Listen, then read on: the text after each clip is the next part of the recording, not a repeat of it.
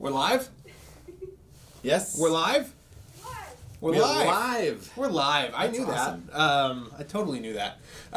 Welcome, everybody. We're live? Yeah, wait. Are we on? No.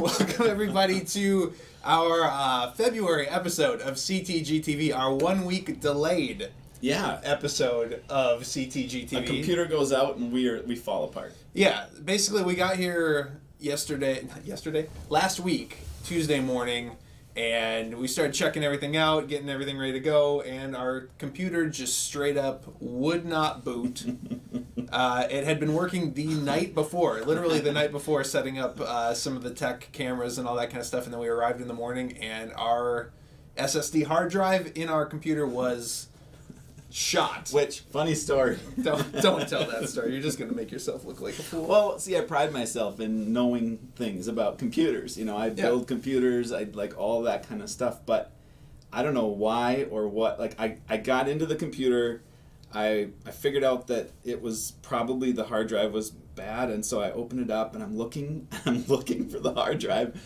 I can't find the hard drive in this thing. I'm like, okay, this is, I didn't build this one, so I don't know where they have it stashed. Maybe it's, under inside a fan housing or something like that. Could not find it. I'm like, Gilly, come out here. I seriously think someone stole the hard drive from this computer. And he came and looked, and Salem came over, and they're like, yeah, but it's like right there. It's a little tiny, solid state that's like basically attached right to the motherboard. And whatever. Anyways, it's been a long 12 months over here. Yeah. So the nature, we've actually slowly been probably increasing the production values on our CTG TV episodes. This one's super laid back, super casual. We basically got two things. We're gonna have a Q&A with the two of us. Yep. I'm Josh Welgus-Gilly, in case I didn't introduce myself. This is Josh Carlson.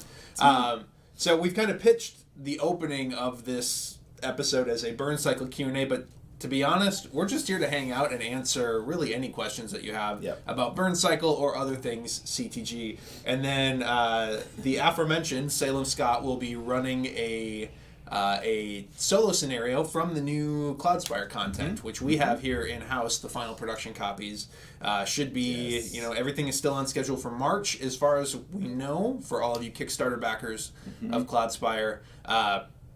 I was mentioning in the comments in Cloudspire this morning on the Kickstarter that forecasting any kind of timelines about anything regarding global logistics right now is hazy at best and impossible at worst. But to our knowledge, everything is still on track for March. Another funny story. So we normally get I bring it up because there's a couple questions in here that mention that they like to just hear about the inner workings of logistics and all that kind of stuff. And but we got a notice. Typically, we'll get a notice that says, "Hey, you have import taxes due for a container that's hitting." Or that hit already. It lands at port and it stays there, and then there's this big rush, usually because they won't release it till they've been paid, but paying, internationally doesn't always go so instantaneously. So, we're usually trying to be right on that. And so immediately I was like, oh, wow, we got the request, that's awesome, it's there, this container, and it was the last one before this whole trying to find an EU container that we haven't been able to source, but now we'll maybe share some progress on that too. Yeah. Anyways, we got the notice, was super excited about it, and then we realized that it wasn't anywhere near landing yet. They had jumped the gun on getting the payment for that. And so, normally and that's just not typical because, ships can get rerouted. So, we didn't want to be paying one import fee and then it gets routed to another place. But anyway, so it landed. The total time on that shipment, normally it's about a month or a month and a week, and it was almost 2 months on that shipment.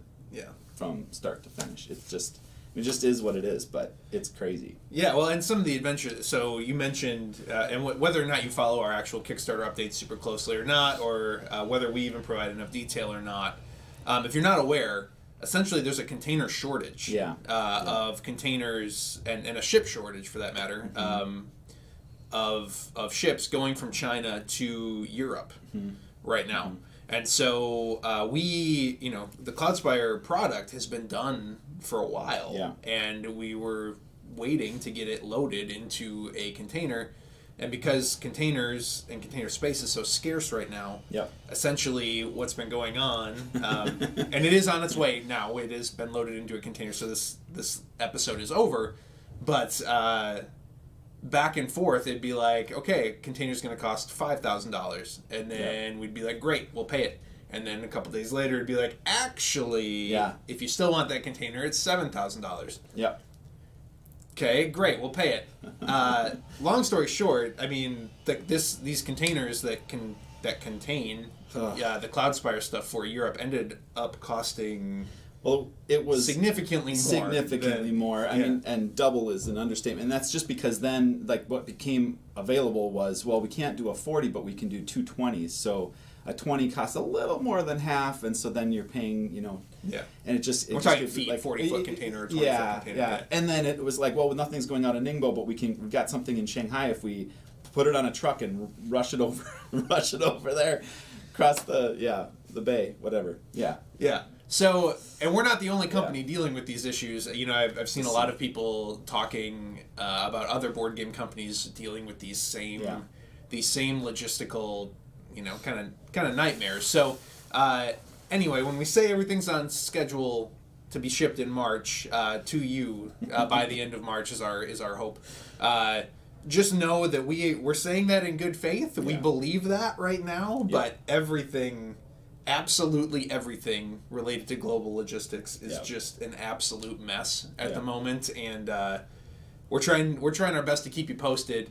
But even communication, because of COVID protocols and all that kind of stuff, is delayed beyond what it normally is. So anyway, and now enter Chinese New Year, and it makes it so much more. Yes. Yeah. But anyway. All right. So again, we're just here hanging out, like ready to answer some questions and kind of shoot the bull with y'all. Yeah. But before we jump into any of the questions that you may have about Cloudspire, burncycle, anything along those lines, we did want to talk about the 2021 promo pack. Yes. Which promo packs, right? Promos. Typically, the main place that we give out promos or sell promos or what have you, or include them in a special deal, is conventions. Mm-hmm. So, but at the same time, these promo packs have become a really, really nice kind of holiday celebration, thing that we do. It's been a great source of revenue for us, just point blank. Straight up. But 2021, Gen Con is scheduled, Origins is scheduled, but at least to us looking at things from inside this company, we're not going to go to any conventions unless we have folks that are vaccinated within our office that can go to the conventions, and we're not super confident at the current pace anyway that that's going to be a thing. So sitting back, do we do a promo pack this year? Knowing that we'll literally, how are we going to give these out? Right. I mean, and we saw that in 2020, right? Yeah. Like we did all these promos and we didn't get a chance to give away any of them, like at conventions or anything along those lines. So we sat back and we thought, and we know one of the things that Too Many Bones fans have been asking for in a major way since it kind of went out of print, and we've said already we don't really have a lot of plans to reprint this, is the Stanza Game to Pick a Game character chip. Yep. So along with the two special kind of yellow dice. Now those yellow dice are also sold via Board Game Geek in a 3-pack, but that Stanza chip, Stanza from Game to Pick a Game specifically, has not been available now for I think almost a year. Yeah. It's been a while. So we are still going to do a promo pack is the short version of this, and the first thing that we are announcing for said promo pack is Stanza from Game to Pick a Game, along with her 2 unique battle dice. Now, we're not going to put the rest of the Game to Pick a Game specific mechanic chips in this pack, but the sort of the alt Stanza skin for stuff you need for Bones. Anything that is playable within Bones, we are putting in the promo pack for 2021, along with a little something else that maybe you would like to sure. Well, we're just like, the yellow dice were a fun like change up that allowed you to play and roll play with the attack stat, the odds of rolling, crits and misses and stuff like that. Yeah, but if you're not familiar, it's got a standard bones die has has one miss on it, right, or two misses on it. Well, attack one miss. Yeah, defense has two. Yeah. Standard attack dice in bones have one miss. They have and then they have 4 ones and then 1 2 or 1 crit basically. These yellow dice have 2 bones on them, so 2 opportunities to miss, but then also 2 crits that will do 2 damage, and then 2 ones. So the odds of them are actually a little bit better in terms of quantity of damage, but you do have a little bit higher odds of missing as well. Which is, in bones is kind of, it's also potentially a desired result is to roll a bone. So yeah, I think overall they're preferred in many cases, and so we wanted to tie something to them where we could make it feel like they didn't just show up in the game. So we want to like bring in some loot or something that helps you introduce them to the game if you're so lucky. And then, like it just makes it because otherwise, how many do you change out and how, like when and how, what's the rules around that? So this can, it'll handle all of that at once. So it kind of closes the loop on that whole. A little bit. Yeah, ever since they were introduced, lots of people have said, well, great, I can use these in bones, but they feel better, so I feel like I'm cheating if I just, like, straight up roll them. Yep. So, yeah, we're basically going to introduce, and we are planning to do it via a loot card or a couple loot cards, introduce official rules and an official mechanism to get them into the game, and that will also be included in the 2021 promo pack. Yep. So, that's the plan. Yeah. So, no, we will not be reprinting Stanza for Game to Pick a Game in the traditional sense, but we are going to go ahead and put her into the promo pack. So, hopefully you guys are excited about that. Yes. Trying to think before we jump into Q&A if there's any other little odds and ends. This is also a laid-back episode because COVID protocols have not really allowed us to do a ton of big-time video production here in the office. Yep.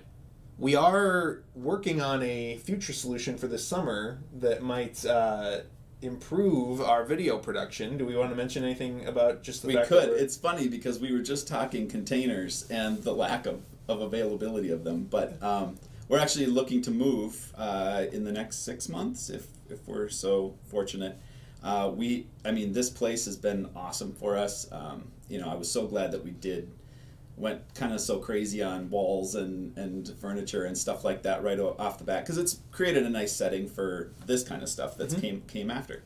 But yeah, it's small and we're not able to get people in here the way we need to and keep them spaced out like we need to right now, and so most people are working from home still just because they have to. And again, the decision hasn't had anything to do with the pandemic, but it definitely solves a little bit of a problem if there was some type of a prolonged, situation. So, moving to, if to put it in perspective with warehouse, like we have like 3,800 square feet here, and this one is about 13,000 square feet. Yeah. So we're looking far ahead, and kind of taking advantage of some of the opportunities that there's a lot of availability of like warehouse space and stuff like that right now, and landlords are looking to make some deals to try to get businesses in. Yeah. And so it's a good time for us to do this, and it allows us to kind of slowly go there and not kind of like overextend in any way, and yet make work on a really cool space that will allow for potentially more like in-house playtesting and all sorts of stuff. So if you're not video room. If you didn't know, we don't have a permanent video space right now. We don't have a permanent photography space right now. We don't have a permanent playtesting space right now. We don't even have a permanent like game development war room of any kind right now, and we are just maxed out on capacity with our current employment. So that's kind of a big deal for us. It is, and it's its own project in and of itself. But once we are over in that space, we will have a permanent video situation set up for showing overhead gameplay, for filming this kind of thing, and we're excited about that. So, and then the other thing is we did start working in earnest on a fairly large licensed thing that's coming. Coming hopefully in 2021. Any licenses you want to tell people that it's not that we're working on? It's not EverQuest. It's not EverQuest. That is one of your. That's a huge influence for you. 8 years of my life. Yeah. It's not. It's not Star Wars. Lots of people have speculated that it's Star Wars, and it's not that. So I can say with confidence, we are not working on Star Wars. Is it Shovel Knight? It is not. There's already a Shovel Knight game. There is already a Shovel Knight game. That's true. A board game. I think. Well, did that successfully fund? Is that? I don't know. I love Shovel Knight. Yeah, I know. That's why I asked. Yeah. It's not. Okay. Is it? Is it Marvel? Marvel? No. Not Marvel. No. Okay. No, that would be a good guess. Yeah. Yeah. Maybe we'll continue to drop licenses that we're not working on. Throughout until we're allowed to do the other. Yeah. So obviously we'll be making an announcement about that title as soon as we can within the coming year. And as we've alluded to before, that's not 100% in our control, or really even 1% in our control. Well, it's more than 1% in our control. Not right now. Yeah. It's all good. Yeah. It's all good. Anyway, okay. Well, so we want to answer your questions, and we pulled Discord a couple days ago just about a few questions that they might have about burncycle and about other things CTG related, but we want your questions. So anything burncycle CTG related, throw it into the comments on the YouTube chat, and we've got moderators standing by who are going to be pulling the good ones for us to answer on the good camera. ones. Yeah, only the good ones. Only Sorry. the good ones. So if it doesn't get answered, know that you have been judged. Yes. No, but we love funny questions too. So if you have any funny questions that aren't not too funny, that aren't objectively good, that's fine too. Right. Yeah. Question 1: when will Gyro's description be changed to acrobat, or from acrobat to acrobot? That's hard hitting. Yeah. Right out of the gate. That you missed that. Yeah. Actually. As sort of the lead punster here in the office, that is, I put that on myself. I put that miss on myself. We will certainly look at changing Gyro from an acrobat to an acrobot. I can't make promises, but I like that. I like that. Yeah. It's in. Yeah. How much have you considered game length and playtime throughout the development process, and how significantly has that changed since early playtests? That's a really, really great question. Yeah. So, I mean, that's a good question, really, for any of our games. Oh my goodness. We're not exactly known for making like really quick, short. No. Yeah. And this one, like, it started out. Typically, it's a question that I like to handle in the last half of development versus the first, because I think the tendency is to cut out too much cool stuff too early, because I would just take too long. So I like it. It kind of welcomes more ideas first, and then we can start to pare back. But we're definitely in the paring back part right now. Yeah. Like we're looking at it and saying, okay, like iterations ago, we were at, and I think this gets to another question coming up, but like.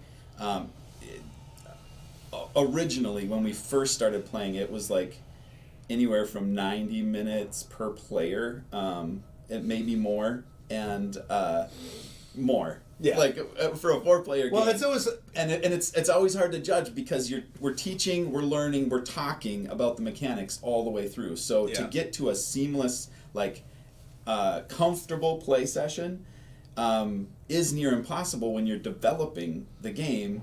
And because it just feels wasteful to like play without talking about an issue that's glaringly needing changes. And so, I mean, to put that in perspective, in burncycle, you start outside of the building, right? And we have some spots on the map that are, specifically geared to, you get an extra icon in your pool if you start on certain symbols. And it's like, okay, we have it all set up, we're ready for our playtest, and like we place our characters down on the mat, and it's like, okay, let's have a 20-minute conversation about. Yeah. Do you think we should start outside the building? Do you think should we let people just choose the symbol that they start with instead of making them put a character on a specific symbol? Should we have a terminal outside the building that you could potentially access right away? Yeah, exactly. So so that changes so much throughout development, and it is hard for us, especially, to gauge until you get to that external playtesting stage where players are just playing what you present them. Yep. It's a hard thing to gauge. But the other thing that we did consider for a short period of time, we're not in this camp right now, and I don't think we will be, but is one floor enough for a play session? And while in some cases, if you wanted a really quick game, if you wanted a 45-minute, hour-long bout, you could stop at the floor. Like there's plenty of times where we've called a playtesting session, once you get to the elevator, and we'll come back to this. And for certain groups, that will be just fine. But we didn't want to force groups that rarely get to play together to force them into one play session that is the culmination is stepping into an elevator. So, or at least that was my opinion on it. So I do feel that there are objectives also that are simple enough that it is almost something you can do as you're making your way to the elevator. That should be your goal on floor 1, is to get to that elevator, and yes, pass through some cool rooms.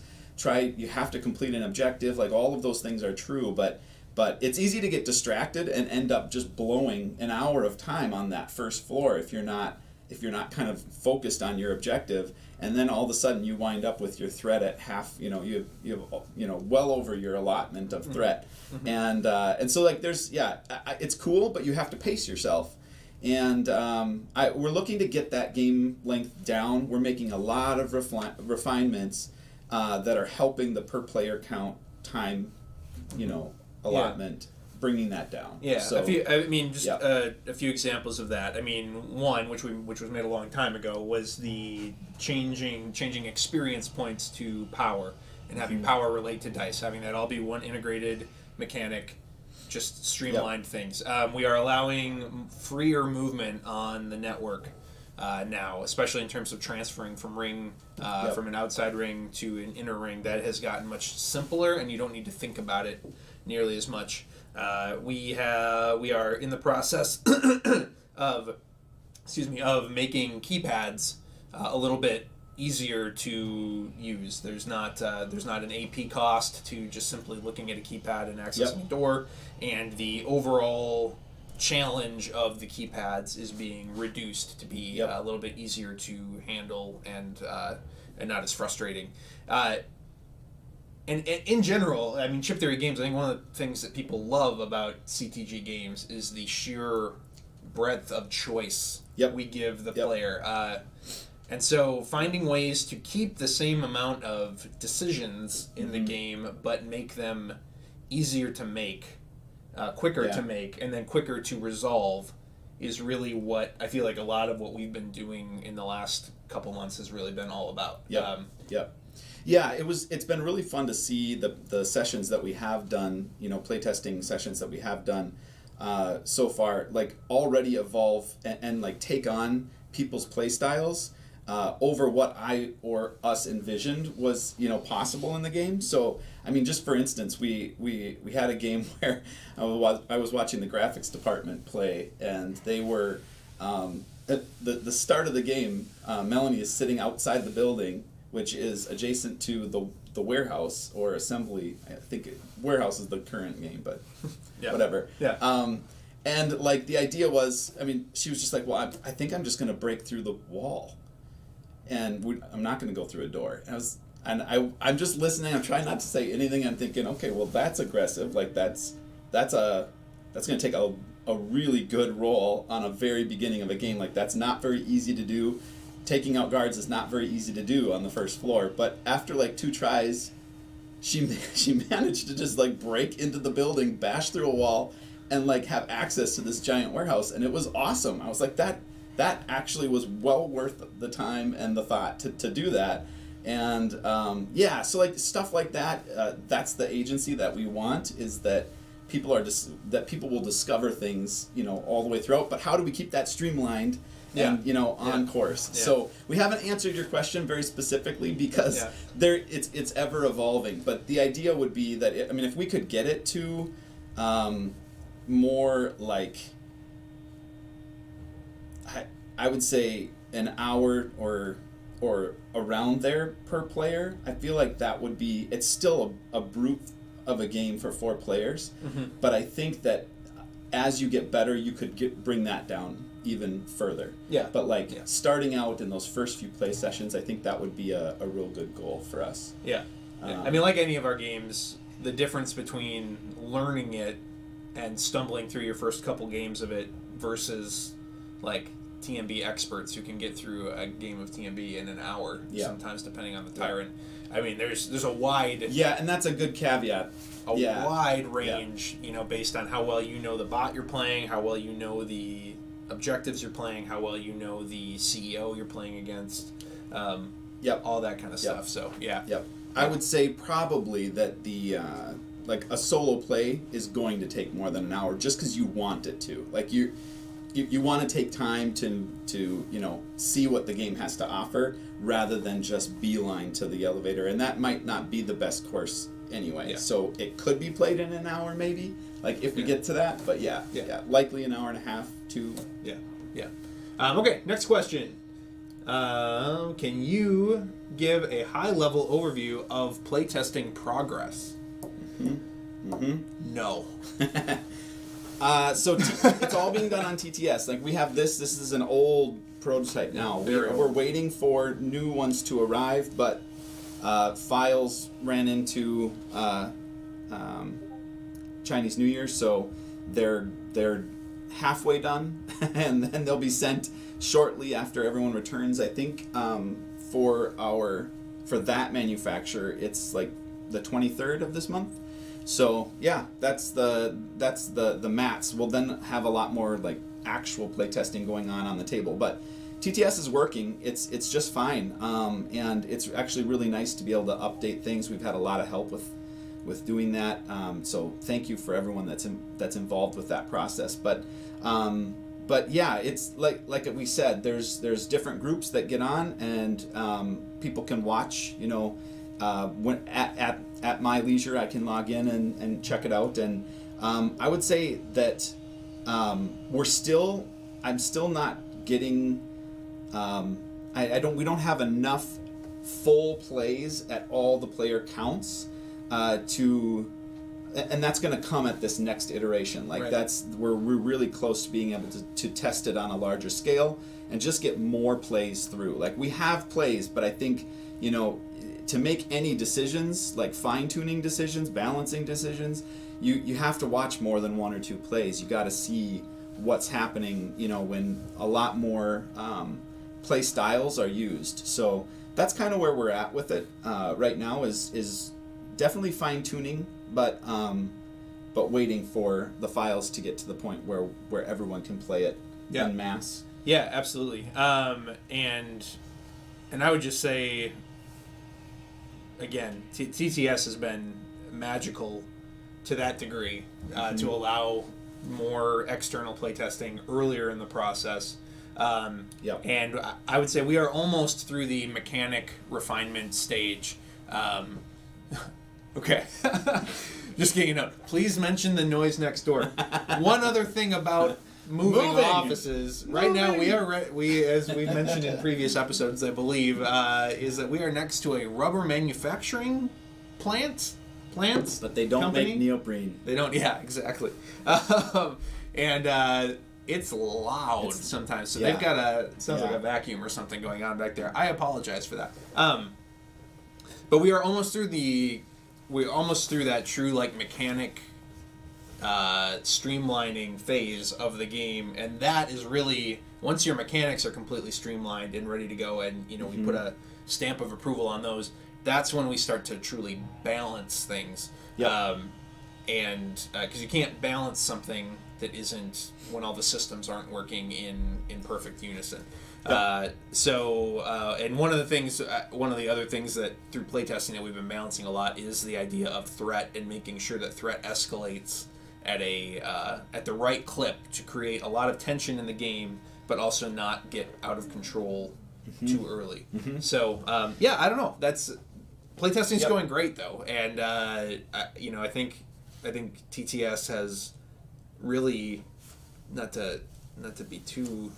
Not to use too big of a word for it, but like it's really kind of revolutionized playtesting a little bit compared to a lot of our other titles. No, from the standpoint of just being able to like mobilize our changes that much faster, short of like waiting for the prototypes to arrive. And that's a very meticulous process, especially when you have 20 different rooms that are all different cuts of neoprene. Right. Or you think of trying to send a prototype gear lock to somebody. Yep.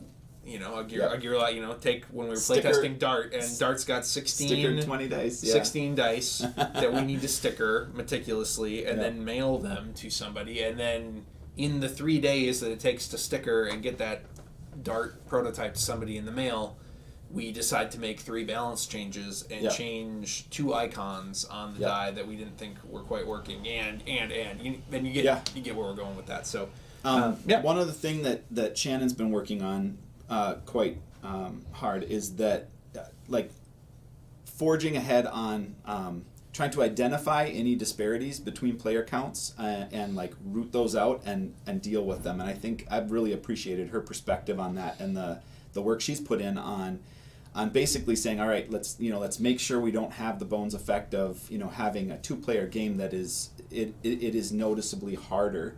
And part of that we knew when making Bones, just because of lack of synergies. You don't have as many gear locks working together, and so you're gonna have a harder time. Where solo, we had made cards for that specific purpose, but in this game we didn't want to have to do that. So we're trying to make the solo game just as even as, without having to introduce a bunch of new rules or anything like that. There's a couple questions coming up that we'll talk about that more. What are you or will you be doing to make the learning experience better? I assume the subtext there is better than your other games. Better than our other games. Yeah. Well, exactly. So I think you'll see where that's going if you backed Cloudspire or are aware of what we've kind of done to retool Cloudspire a little bit. Andrew Navarro, again, former studio director at FFG, Fantasy Flight Games. We've talked about him many times in the past. One of the first things he said to us, like literally on his first day, was like, Cloudspire is too complicated to not have a separate rules reference and to not have a tutorial scenario and to not have some of these types of things. And I think I could really help the overall presentation of rules and of units and of skills and all that kind of stuff. Now, he expected this to be a couple weeks of work, and it ended up being months of work. We really rebuilt the teaching tools and the reference cards and all that kind of stuff for the game from the ground up. But there is now a intro solo scenario to Cloudspire, and there is a rules reference that's going to help take people through it, and we're certainly going to take that exact same approach with burncycle, making sure that we take the time to teach it properly. And a big part of that is not trying to teach everything all at once, which is kind of the way that a lot of our games have been presented in the past. It's like, here's all rule. of it all at once. And whereas there's a lot of rules you don't need to know until you engage with them. You wouldn't teach lockpicking in Too Many Bones to somebody during your initial teach. That's a side mechanic that you don't need to deal with until you need to deal with it. So looking at those types of things, I think is going to help this game come across a lot better on initial inception. And one of the reasons we went back to do that on Cloudspire is because we knew it was our most complicated game by a decent margin, I would say. and we wanted to make sure moving forward we were selling the best possible version of that game, and that people didn't get bogged down in the rules. So Cool. Because floors are all the same mat with different floor setups, how much time do you think is just setting up maps between floors in burncycle? I'll tell this. Yeah, go for it. This one. Each floor has roughly 7 rooms in it. So that's 7 pieces of neoprene that you're placing based on a diagram that you're given for that floor of that corporation. And the placement, a lot of thought was gone into that. Like I wanted to make sure that you could switch out the rooms and be playing super quickly. So a couple things to note. One, what we did with the doors is when you get to a new floor, all the doors are locked, and the locked state of a door is indicated currently by a red dot on the mat that then gets covered up when it's unlocked with a little green peg. So the peg, there's a die cut hole in the center of the red dot, and you cover that with your peg, and now it shows green. You're not seeing red anymore, so visually it tells you that door's open. But like that system, at least currently, I mean, we're using the Cloudspire pegs, but the pegs that we're using for the mat specifically are flat, like rounded top, almost like a thumbtack peg that goes in and lays pretty flush so that your chip could go over the top of it if it needed to. But yeah, so like you don't need to set up any pegs. Each room, you're determining what goes in it by just throwing a couple dice in the middle of the room, and if that is something if that room hasn't been explored, there's dice in it. And so other than like laying out a couple of the terminal chips wherever those icons show up, and the caches that show up, and then like your bots are in the elevator on that floor or outside, it goes really fast. Yeah. Setup is super quick in this game. Yeah, having set up a decent number of Cloudspire solo scenarios for development and for play, it is a fraction of what it takes to set up a Cloudspire solo scenario, and part of that is simply that it's squares instead of hexes. Sure. Like hexes, when you're trying to look at them and orient them the right way, and all the aisles and earthscapes in Cloudspire all kind of look similar in terms of having a similar style of art. There's not, and in burncycle, these rooms in the final versions of the art, they really kind of pop off the map more at you, and they're much easier to identify, both because they have a label on them and due to their art style. And then it's just a matter of orienting them pretty quick, and it goes fast. Yeah, it's a good question though. Yeah, between Melanie and Sean, they've been working on icons and all iconography, and I like where they're at right now and where they're headed. Visually, I can look across and see the colors jump at me, and it's like, okay, well, I need a chip there, done. I'm not having to hunt or search for the places that need attention at the beginning of the game or the floor. All right. So we kind of already touched on this a little bit, but how long would you say a 3-floor game compares to your other games at the current iteration? It can vary. Again, it varies by player count. I would say it's shorter than Bones and shorter than Cloudspire in terms of where things are at right now. But we're still working to make a couple streamlining things, and we're still, I would say, hopeful to hit that kind of 45-minute per player time period. Yep. Will there be any indicators to help convey a general pace you should aim for? Anything you suggest, hey, you should move on from floor 1 by now? Yeah, so right now that is determined by the escalation points, and again, I'm using terminology is in flux a little bit, so I'll just make that caveat. But yeah, so the points where your threat is increasing and triggering different things to happen, there's 2 different types, and one just happens when you trigger it, and then that's it. Like, it's never tripped again. Even if you were to bring your threat below that point and then hit that mark again, like at 7 threat, nothing is triggering. But when you hit an escalation point, that is going to tell you, all right, things are picking up, and that is, if you never go below that point again, the thing that happens at that time is always going to be affecting you for the rest of the game.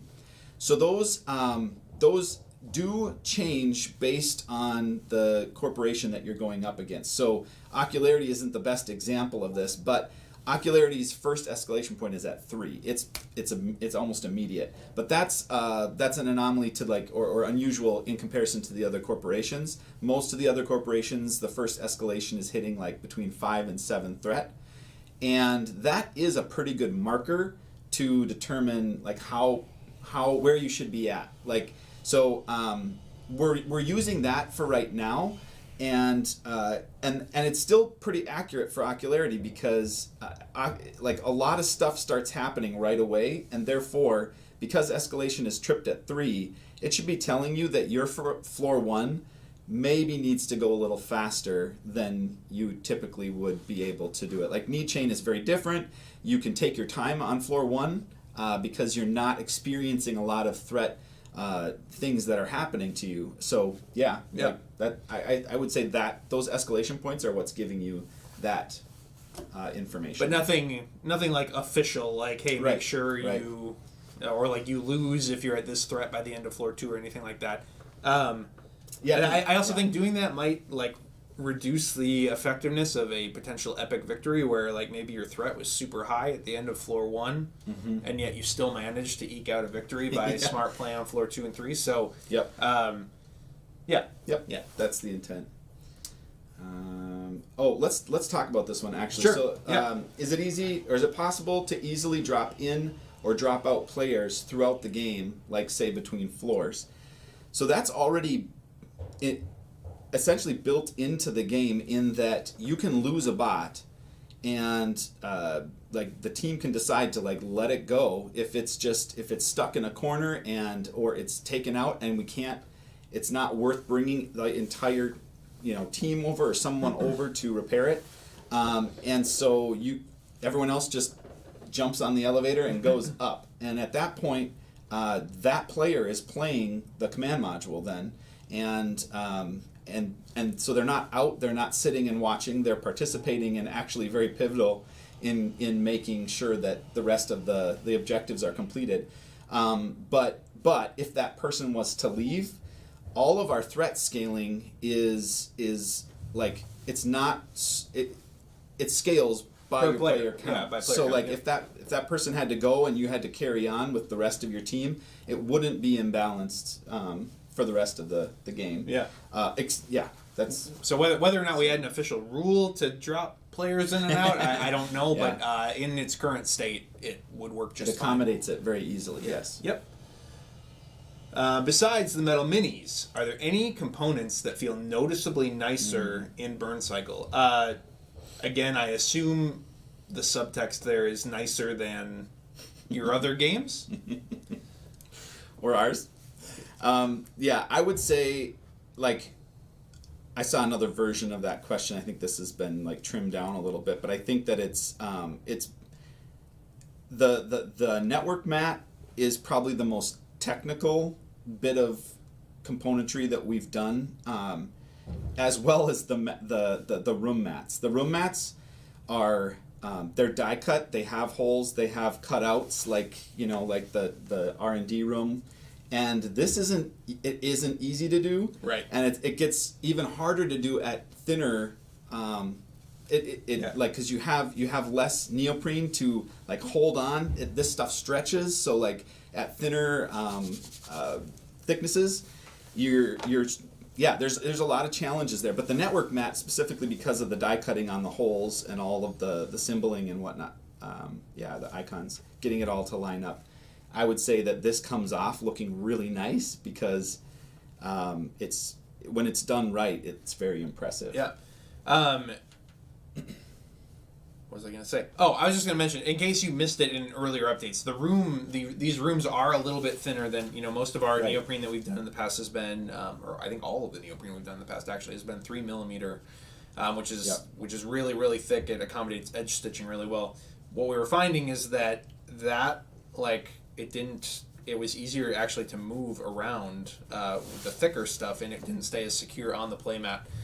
Thinner stuff actually sticks a little bit better because it's lower, has a lower center of gravity, I guess, is probably. And when you're transitioning between a hall and a room, that chip doesn't have to lift as high to go up onto that next piece. So it actually allows you to slip that right on top very easy. Yeah. And that was the biggest difference for me, was that it blends in a lot better at 2 mm. So that's very, very much on purpose. We tested 1, 2, and 3, and the clear winner was 2. So, yeah. In terms of other things that feel... I don't think there's anything else that's going to necessarily feel nicer. There's a few new things in this game. We have some small, like the keypad cards are small, which will be this will be the first time we've made cards in that shape. Yeah. We are I'm trying to think if there's anything else really. I mean, yeah, the brass mags, which they know about, but the brass mags. Yeah. I don't think anything else will necessarily feel nicer. I mean, again, I think people again see this on the new Cloudspire content with Andrew Navarro working as studio producer, or that's not his technical term, is it? Titles have no meaning at this company, so it's head of studio, whatever. Sorry, Andrew, I'm making you sound less important than you are.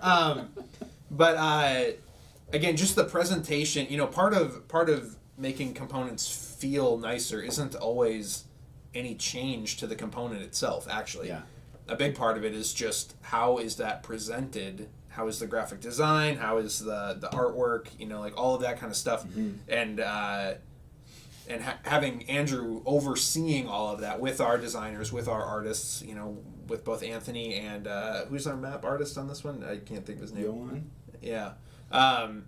That can make things feel, can make the exact same component feel nicer than it did before. And I think, some people saw that with the matte finish on Cloudspire chips versus the gloss finish on TMB and that kind of thing. And again, I think this new iteration of Cloudspire that's coming is going to take all of that even to the next level, and you'll have a better idea of kind of what we're referring to when that stuff gets into your hands, hopefully in March. Yeah. Will we be getting premium alloy LED magnet pegs as the premium health substitute for burncycle? Yes. Yes. No. They'll maybe. I would like ones that shock you when the door shocks you. Like I want it to feel. They build a static charge as you play with them, and then go across the neoprene. Yeah, exactly. Yeah. We'll work on that. I don't think we'll be ready though for having rubber mats will ground you, and that's not. Oh yeah, we can't have that. Yeah. Foiled. What sort of changes have occurred with the network? Okay. Why don't you tackle that? Because that's a big. Oh man. So ultimately, and the next question is also just what did you do to better tie the network board to the main board in game mechanics? Yep. The last update that we gave is pretty accurate to where things stand. Like the idea of giving purpose, individual purpose to getting on the network was a major turning point for that in development, I think. And that was, you're drawing a network card at the beginning of the game, so you have this kind of personal objective that does work into the group's plan, because based on which option you try to complete, it could give a really significant bonus to the team at a specific time when you need it. So there's a lot of strategy in how quickly you fulfill those, your timing on that, and then the other piece that really changed the network, I think, was like transitioning to moving inward or transferring throughout the network layers, just right within your movement. So like I don't have to just go in a clockwise manner on the ring that I'm on or the layer that I'm on. If I hit a connection point, I can take that route inward using the same movement mechanics that we're using now to move. So it's a big deal. Yeah, previously you needed a lot of teamwork. Yeah, a lot of teamwork to get your pings inside the inner layers of the network. Yep. And then with those network cards, giving you a positive anything really on the network as originally designed and as originally pitched in the Kickstarter was really all about just kind of creating for the most part, creating a shield to prevent pings from booting you off the network and making things worse for you. And that felt not nearly as exciting as running around on the map. And it just, because there was no inherent instant, benefit of any kind on the network for the most part. Yep. It felt less fun. Yeah. And the network is it's like a trickle charge in a number of ways. It's a trickle charge in the fact that you can reduce your threat by small increments, but you can reduce your threat by traveling the network. You can also gain power by traveling the network. When you're hitting a hub or when you're booting a ping, those are things that grant you power. So there's ways of, if you're sitting in a specific spot and you're like, where do I even go at this point? It's going to take me 2 turns to basically break through and get into this room, and I only have 1 before we're all going to be running to the elevator. I'm just going to travel the network and either reduce our threat or, seek out a ping and boot it so that I can get some power. Those are really, or your network objective. That's also a thing you can, so there's 3 or 4 or 5 things you could be pursuing on the network now yourself. You have easier movement on the network. It's still related to the burn cycle because you're traveling based on the symbols that you're locking in, but you also have a reserve that any one of the players can tap into to help you move or give you that extra little bit of movement that's needed to complete an objective. For me, it ties it so much better because it's so much more effective in doing meaningful things to complete your objectives. We pulled the AP. Right, the AP cost. No, still costs 2 dice on that to get onto the network. We pulled it from the keypads. That's it. Okay. Yep. And then in terms of what do we do to better tie the network board to the main board in terms of game mechanics, just making things again more streamlined and more elegant has helped that tremendously, because again it doesn't feel quite as punitive to go on the network. And then I would also say that we've, Ocularity is the most specific example, given that they're kind of an analog for modern social media companies. Their objective cards specifically tie into the network probably more than any of the other corporations. But there are some things with objectives, both in terms of theme and mechanics, that really kind of pull these two things together and make. Accessing a terminal while something specific is happening on the network, or making things that you're doing here on the map affect the network in some meaningful way based on objectives and that kind of thing. Which, again, similar to Encounters and Too Many Bones, we don't want to give away too much of that because a lot of that is, some of the surprise and challenge within the game. But that was something that was really important to us as we were coming up with objective cards, was making sure that they didn't exist as 2 individual silos, that they do really tie it together. Yep. Okay. We're at 1 hour. We were like, how long will this go? We got an hour, 45 minutes? I don't know. So cut our responses to halftime. Time to be let's chew concise. Okay. Yeah. All right. That's to me because I rattle. We're on. both ramblers. Right. Yeah. Will you go? Okay. Let's see. Will you go with a grid on the maps or pips? Okay. Grab that.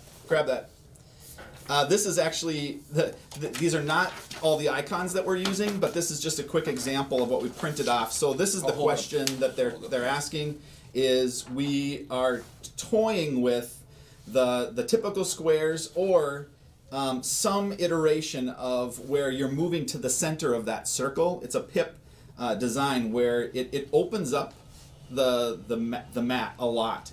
There's other reasons why we were considering that. I will say the final decision won't be made until we get actual neoprene samples in. So later this month we will have samples of both of these that we will probably even be able to show in some form, but so that won't be fully decided. But right now, all the testing on TTS and everything is using the squares.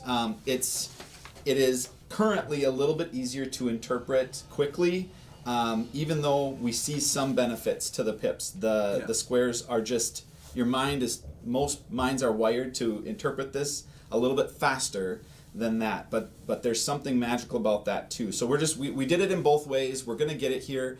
It changes everything when you bring it to the table rather than seeing a picture of it. And so we want that to speak the loudest. Yep. So, Absolutely. Yep. Answer coming soon. Are you planning on having the bigger mats of burncycle fit inside the box? I don't know what you... if you're talking about the premium mat that was available on the Kickstarter, I do not believe that fits in the box. That's very large. There's, to be able to do neoprene on neoprene on neoprene... exactly. That one won't fit in the box, but this everything you see here will fit. And again, the burncycle that you see here attached to this network mat, that is now on your control module mat. So this is, again, an outdated physical prototype. Yep.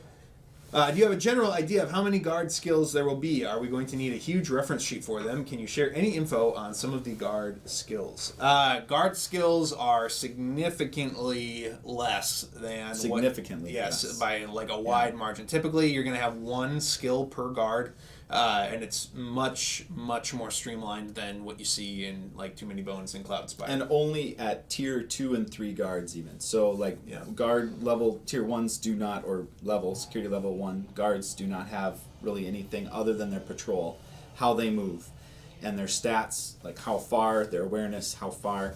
But beyond that, no. Yeah. And so the captains are a little bit more complex in that way, but they have their own card that covers it. It's not a big reference sheet as you've seen in previous games. Yep. We're not going to share any guard skills with you right now, but they exist.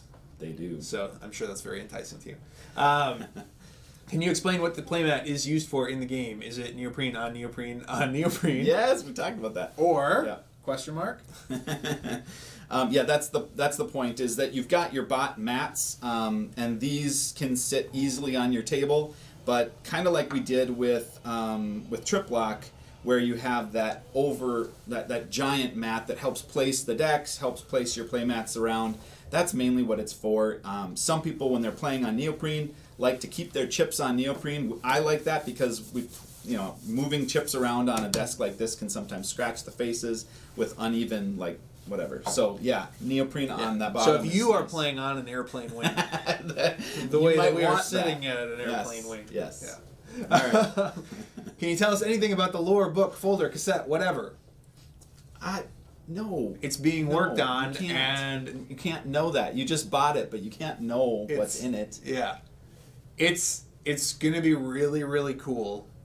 I know we've said that before, but as we are starting to see it come together a little bit, and we've moved things along a little bit, we can tell you it's going to be very, very cool, and it's going to be different than we tried more of a standard book with Cloudspire. I think that was cool, but it did end up lacking a little bit of that eccentric, what on earth are they doing over there vibe that the logbooks from Bones did. Yep. We're definitely going back to that more eccentric what the heck are they doing over there vibe with this. Yep. With this. I mean, and that, we listed on there, you're going to get basically 10 booklets that are going to be about the bots, that are kind of breaking down their profiles and stories built into that. And then there's booklets, or there's some of those that will talk about the corporations, the captains, you're going to get a lot of lore, and you're going to get a lot of beautiful art that's much bigger than what we can show on a chip. So that's the stuff that you already know is going to be there. Right. And I would just say, I know the theme for this game was semi-controversial when it came out because some people didn't want to play as bots against humans, and so on and so forth. But I think the burncycle writing thus far is Ryan's best work. Really excited about the world that we're building here, and I think those portfolios with those little stories and with the art, it's going to be a really, really cool, compelling package. Which again, obviously, I'm going to say that. You're probably sitting there thinking, of course he would say that. Why wouldn't he say that? But I think that. But yeah, of course you would say that. But it's truly, I think it's Ryan's best work, and I'm excited about the world and the lore that we're building. So yeah. All right. When is the deadline if I want to change something in the PM order / add stuff? I believe we announced March 1st was when we were closing the Pledge Manager, and then after talking things over internally, I believe that was a Friday, and the thought was we didn't actually want to close it on a Friday because then we can't respond to customer service messages that come in Right. over the weekend or that kind of thing. So I actually think we've now said it's going to be March 3rd, which is a Monday. I'm fairly certain, and that way we have time to address anything that comes in over the weekend, and we'll be sending out another update along those lines to remind everybody. We're not just going to shut it off without warning anybody, but that would be to add things to your order. That is not to change your address. You'll have plenty of time to change an address after that. That March 3rd deadline is really just so that we can have a good understanding of how many of our quantities and what we need to order, and that's why we have a cutoff date for it, as opposed to just leaving it open into perpetuity. So Yep. And I think that also, just note, we're wanting to wait before we close that to give everyone that's in there hanging on just to kind of see what the game's going to be about. We want to show prototypes. We want to get some clips of TTS, if not the live thing. Stuff like that we're wanting to get out to you before that closure happens. So yeah, we'll make sure that happens. Yeah. All right. Plans for the other side of the playmat. So all along this side of the playmat, that was something we unlocked, and the plan there is that will be the top floor. So the graphics will change. We're even contemplating like opening up so you have a street level perimeter on this side of the mat, and while we do break that border sometimes with rooms, so it's a little bit of an odd building that's kind of coming out at the top. But modern architecture. Yeah, modern architecture, of course. So future architecture. On the flip side of this, it will be just a different like floor look and themed for a third level. Maybe not blue office carpet. Yeah, So, probably not. Yeah. Okay, your thoughts on rumors of a VR pledge where we can enter the network part of the game. We love VR. For the record, lots of us here in the office have Oculus Quest 2s that we love to use, but no rumor or no truth to that rumor, sadly. Yeah. Will burncycle have a riddle? Another rumor. That's a what? I'm not familiar with. I don't really know what that's getting at. So I don't. Yeah. See, like, is that a poem or what? Like a riddle? Like is a that limerick? like a rhyme? Like a limerick? A limerick. There may be a burncycle limerick. Okay. We'll see. When we covered that one already, okay. This is a good question for you. Any expectations that the manufacturing shipping challenges in China that we mentioned with Cloudspire will impact the expected delivery for burncycle?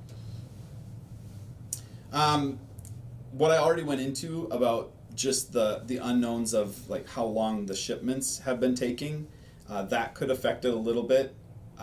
But the actual manufacturing timelines, we haven't seen, at least yet, we haven't seen that affected. Things, any slowdowns that we did experience we've seen them kind of speed up again. So it is more that I would leave manufacturing off that, or I would remove that from there and say, yes, that I expect there to be some shipping challenges with the delivery of burncycle, but not anything more than what we've already discussed. So it could be a half a month. It could be a month. I mean, I just don't know. I will say that the brass mags are. I was talking about this being the most challenging thing. Like, this won't extend the timeline. This mat, as intricate as it is, I think we're good on all the base game stuff. The brass mags are certainly something that it's a new area. We've done the minis before. We have not done brass minis before. But we did pull off a pretty awesome looking trove chest key that had a magnet embedded in it. And that is a very similar kind of piece that is made in a similar way. So I'm not expecting any delays there, but it's just I'm just upfront like that. Anytime you delve into something a little bit new, there's unforeseen things. So I'll leave that one out there. I don't foresee that it's progressing at the right pace right now to be delivering at the same time as everything else. It's one of those things also that's just literally impossible to plan for. So even if even if we're sitting here thinking like, yeah, there will probably be an impact, we have no idea what that will look like six months from now. Like, right.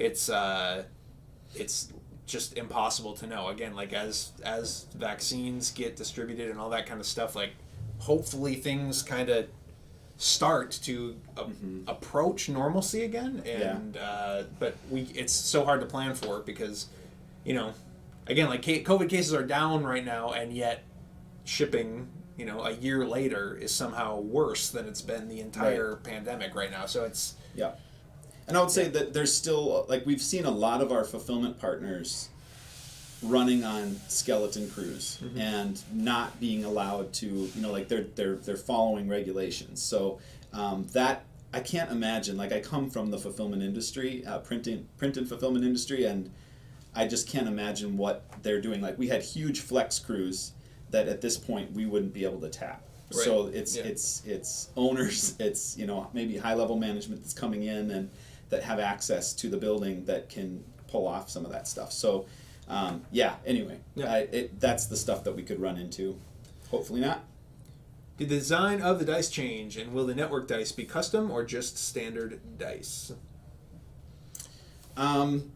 So they will be custom for sure. The standard dice were just placeholders because we had them here. So yeah, it will be, I mean, the best example would be like how we treat stat dice in Bones. We want there to be some type of a visual interest to them and design, but they're basically a counter. So yeah, that's it. They will be custom for sure. Yep. And then again, you can rotate them from 1 to 2 to 3 to 4. Yep. 5, 6. Yeah. Yep. Any plans for additional non-game products like the playmats in the future? Individual bone keys, mugs, shirts, bags. I would say we don't have any specific plans at this exact moment, but we are absolutely always looking into that kind of stuff. And yes, we would love to do some more of that stuff. As we kind of, you know, like we mentioned, those playmats are kind of it's us dipping our toe in the water a little bit to see like how well something that's really within the standard game space is received, and you know, they've done fine, but we're always looking into that. And in fact, we have something. It's not any of the things mentioned here, but we have kind of a interesting thing coming probably this year that you will be interested in. What month would that be?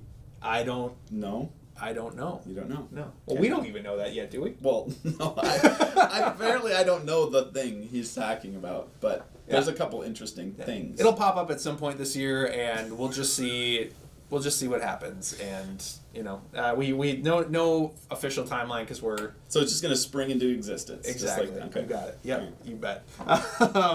All right. That is the end of the questions that we have. So I guess before we throw it over to Salem for some Cloudspire content, we do plan on showing off Victorum here very, very soon.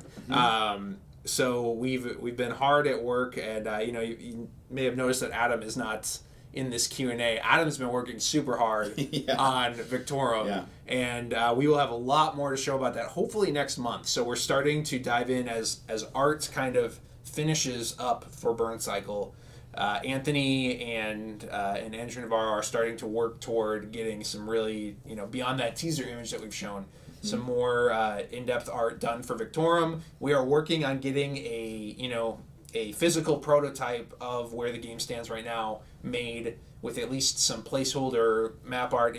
If we showed you the prototype right now, what you would see, just so you're clear, is cut up Hoplo Lost Cities mats in various shapes. Tied together with strings, which I think we might want to do a segment on at this stage. Like, part of me just wants to show how like rudimentary it gets at its beginning stages. And Adam and Logan have been working tirelessly on this, but it's just with so many things changing at that beginning, part of how you want it to look, how you want it to play, how you want it to flip, like all of that. You just don't attempt to do a finished prototype neoprene mat. So like it's cool to see it in this stage, but it's also kind of funny. Yeah. And us, we love allowing a peek behind the curtain. I mean, oftentimes our Kickstarters are actually kind of a peek behind the curtain of something that still has a long way to go. Yep. We do generally, though, like to have at least a little more than what we have right now. In terms of gameplay and mechanics, it's actually very, very far along. But in terms of presentation to you as an audience, it needs some love. And most of our art and design team, graphic design team, has been on burncycle for obvious reasons. So we are very hopeful that next month we may be able to do a Q&A with Adam and Logan. We may be able to show you an actual physical prototype, and there will be some more art. So stay tuned for March's edition of CTGTV because we'll have some exciting stuff for you. But that's it. That's it for us. You guys, thank you for all your questions. Great questions. We're going to throw it over to Salem Scott to show you a as of yet unseen Horizon's Wrath, I believe. They said that Uprising was their favorite faction, and yet chose, I think, Horizon's Wrath to show you today. So I don't know. You'll have to ask them about that. But thank you for watching. Enjoy the solo playthrough, and we will see you next time. See ya. Hit it! That's what I'm talking about. Wait! Okay, now, from the beginning. Hit it, boys.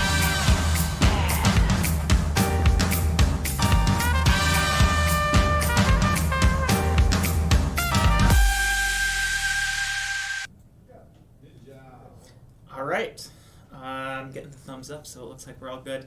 To answer Gilly's question about... as Gilly mentioned, Uprising is my favorite faction, probably in the whole game. Greege, I used to love Greege. I still love Greege. I'm not going to say I used to. I think Greege are still my favorite thematically. But yeah, Uprising, probably my favorite to play. But I picked Horizon's Wrath, partially because the first Uprising faction it's really fun. It's really cool. It is a little bit more on the confusing side as far as like to present. It sort of has a special gimmick for that, as a lot of our scenarios do. But it definitely can be a confusing thing to watch, especially if people are like jumping in. They might be like, wait, why are these units walking on water and doing all these different things? So I figured this one is a lot more of a viewer-friendly experience if you're just jumping in. That being said, I'm a little nervous because I did play through all of these back during playtesting. They are beatable. You can beat all of these with getting all 3 objectives. But it's been a while, and Horizon's Wrath isn't my strongest faction. So I'm a little worried if I were to lose a scenario, it might be today. So to contrast that with last time where I sort of gave almost a tutorial on suggestions on how to approach like the Brawn in 1 scenario, this is not going to be that. So maybe I'll give you some ideas if you've ordered a copy of this and you're waiting for it. Maybe it can give you a good frame of reference on where to approach it. Who knows? Maybe I will win. We'll find out. And so I do have YouTube chat open as well. So if you have any questions, there is a little bit of a delay. So I'll try and answer them as I see them. But yeah, so this is the scenario it's set up. The objectives for this scenario. So it's always important to remember, in order to beat a scenario, you do only need to complete 1 objective. So you do not need to go for all 3. Sometimes, especially if things aren't looking so good, it might be better to just try and complete 1 and the scenario. So for this one, we need to defeat the air fortress gate with a cannonball. So if you're not familiar with Horizon's Wrath, they are an airship. So they actually have 4 different cannons on the side of the ship, and they can launch cannons all the way across. And it's the only thing in the game that can actually go over like these spaces. So you pretty much just draw lines, and it will hit whatever is along that path. including your own things. So that's a objective where I have to defeat the air fortress gate using a cannonball, which means I need to first get rid of this lifeboat, as well as this whole stack, which is Keem perched atop a spire. And then the next objective is defeat the air fortress gate while there are no spires in play, which means I can't have any spires on the board, and I have to wipe out all of the enemy spires as well. And then the last one, and this is sort of the special scenario gimmick, I guess to call it, is to return all 5 source capsules to my fortress. And so for the source capsules, we're using these, and this is all talked about in the setup. You use 5 Nerora units as the source capsules, and they're essentially treated like items that heroes can go and pick up. They are not units in any way, so those are just chips. Chips that are provided in the base game, so you don't have to worry about, like, you can play all of this with just the base game and the Horizon's Wrath faction expansion. So we just wanted to use chips that people have access to. So those are the 3 objectives. And let's see, I just want to make sure there's anything else before I get started. We skipped the market phase, so you'll notice I don't have a market set up. That one is skipped for this scenario. And I think I can go ahead and get started. Alright, so first things first, I get to roll the event die. So again, I got a 2. Alright, so this one, this is the perfect one to get for wave 1. Increase your cannonball die by 1, and increase the air fortress gate health by 1, with a maximum of 10. So that's a really good event to get in these early waves before you've done any damage, because then pretty much it just increases your cannonball die. Alright. Okay. I should probably...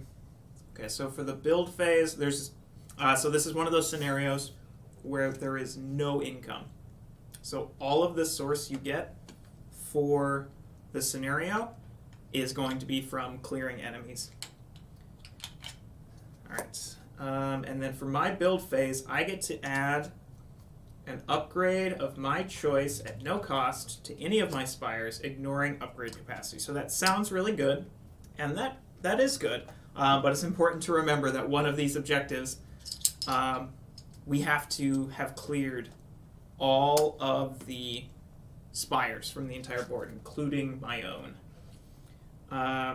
One thing that is nice for this scenario, I can use my own heroes to attack my own spires. I do not receive any rewards or level ups or upgrades for destroying them, though, so it's purely like just to get them off the board. So if you're not able to have the enemies take them out, you can use your own heroes to take them out. Alright, and then the enemy is going to be throwing at upgraded Harrier, and Joust, all ungrouped. Alright, there we go. So I get 5 CP, so I'm going to get my starting hero, Mistbane. And I think...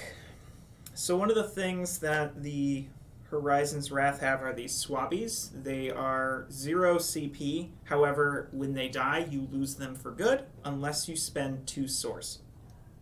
And when they die, they're able to upgrade other minions on the board. So that's how the Horizon's Wrath get their upgraded minions. So they're cheap, they're free as far as CP goes, but you do need to spend source if you want to get them back. So it can be a little risky, especially in the early waves. I can usually be okay if I lose one in wave 1, so I am going to take one. Thing is, do I want to put it on top of my Corsair or not?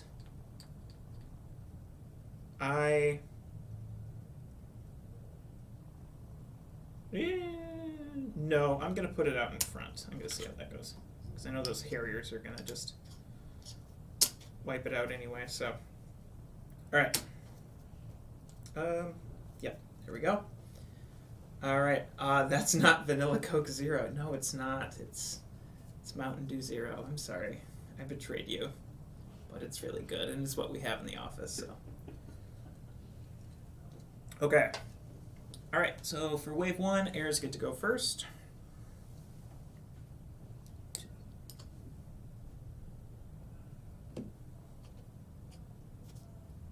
Okay. Now at the start, so at the start or end of my turn during the onslaught phase, I can choose to shoot a cannon. I started the objective. It gives you, normally you have to purchase these, but for this scenario, it gives it to you for free. But you can purchase these cannons to be able to actually fire the cannonballs. But I'm not going to shoot anything just yet, especially because when you fire a cannon, you roll a Spire attack die, which means it can always be very risky to try and attack anything with a fortification upgrade, like a Spire with a fortification upgrade, just because you have to get a 2 in order to damage it. So I'm not going to try and go for that lifeboat just yet. Okay. Alright, so here we go. 2, 1. Oh, I should have had Mistbane go first, because then I could have gotten out there. That's okay. So you'll notice that this plank chip is, so you're, as opposed to other fortresses, you start 1 hex back, and then this plank chip is sort of the choke point.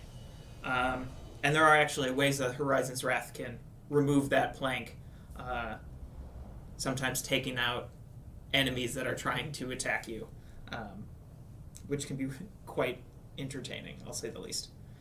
All right.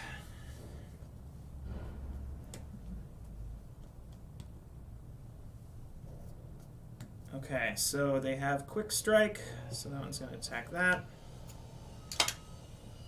All right. I am going to have the lifeboat attack that Harrier. 1. And then I'm going to have the Air Clipper attack the same Harrier. Okay. So I get 1 source. Alright, back to me.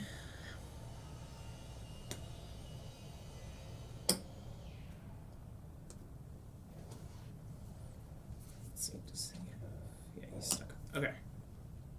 Alright, so Harrier goes 1, 2, 3, 4. Okay, so Quick Strike. It can kill the Swabby. It's going to go for the Swabby. I do not have 2 source, so I do unfortunately lose that Swabby.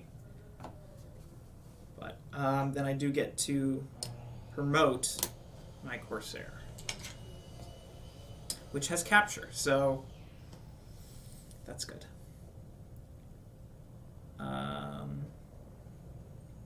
Okay, so that inspires.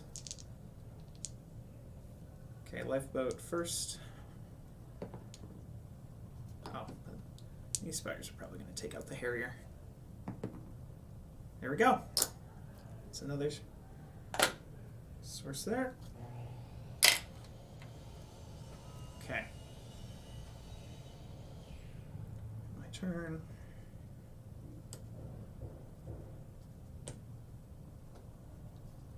Okay, can't do anything just yet.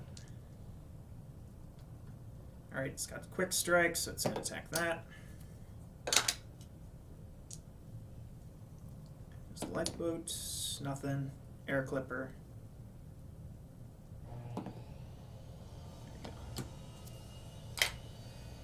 Oh, perfect. That means I'll be able to take it out. All right. So then back to me. Okay. I am going to take a look at this, though. Ooh. That's a little too risky for me to reveal just yet. So I am going to attack. That's for 2. And, oh, I get to capture it. There we go. All right. And that is... Okay, so Keem just sort of sits there. Keem does not move. However, it is still considered a unit, which is really nice. Because then, because we both still have units on the board, I can still get some stuff done with Mistbane. All right. So they don't have any. They just have Keem. Keem stays put. 2, 3. All right. Am I in range of that? No, not yet. But I am going to take a look at this. Ooh. I'm going to wait one turn so I can reveal it to try and hopefully do more damage against the opposing minions. Alright, so I'm not in range of anything yet. It's like I am playing solo and talking to myself. I'm sorry. I will try and talk to you all more. If you have any questions, please, I'd be happy to answer. So, I'm just trying to also like narrate what I'm doing, just because if people aren't totally sure, if they either haven't played this game before or haven't really studied how Horizon's Wrath works from like our updates or gotten a chance to playtest it, hopefully it can give people an idea of how they work. But yes, yeah, I am playing solo. Okay. Alright, so my turn again goes there.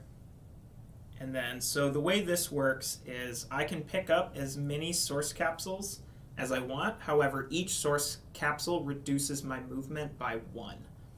So it does really slow me down. So I am going, so obviously if I pick up 3, then I can't move at all. I'm going to pick up 2. And just going to check how it's phrased here.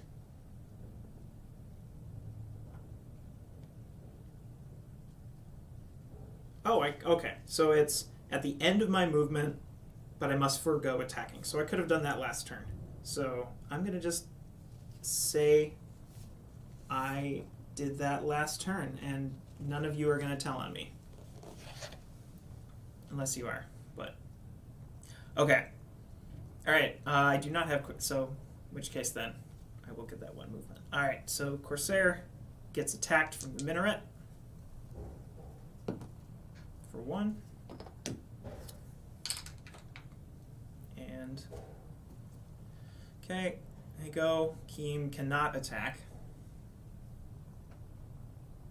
When a Swabby attacks a unit with fair fight, do they just have a slapping contest and then walk away? That's a really good question, actually. I think we have talked about that before. I think they do just have a slapping fight and walk away, which is hilarious to me.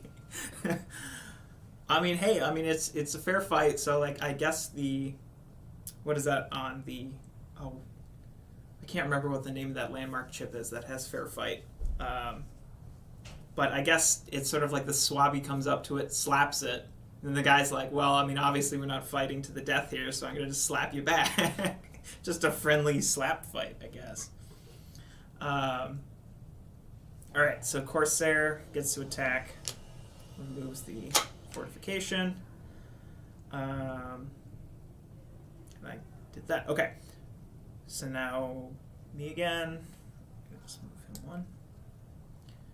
Alright. Oh, hopefully the Corsair doesn't die here.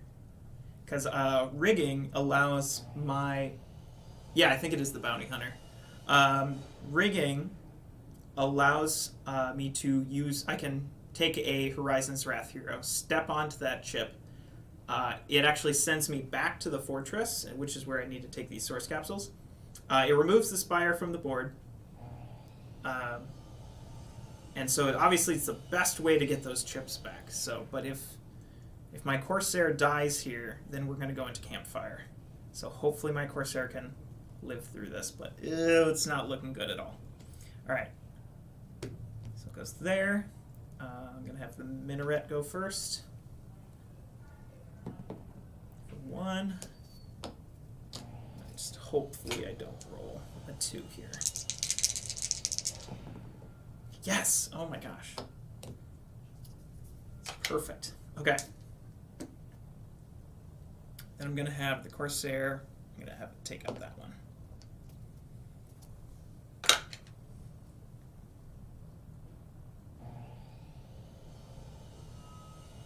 one look at Vasily, and you would know that a slapping. I'm at a lot. I don't know who Vasily is, so I apologize. But that's coming from us. So, I can go into Campfire once the Corsair dies, because if only heroes are on the board, then they both go into Campfire. It's once all the minions are gone from both sides. It's more complicated than that. There's a few more. But yes, I will go into Campfire once the Corsair is dead, because then it's only the two heroes, and the heroes don't just get to keep playing forever. So I took that out. Mistbane is going to move there. This goes back to here.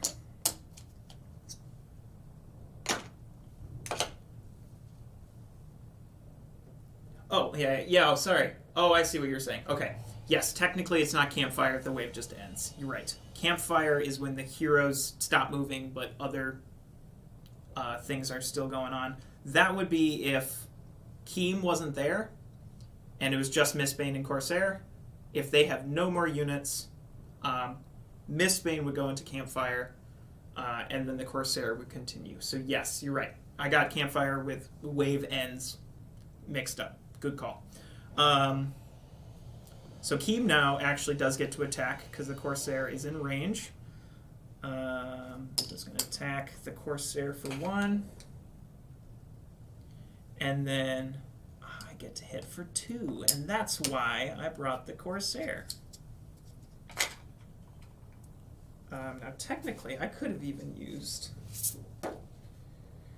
Riposte, I think.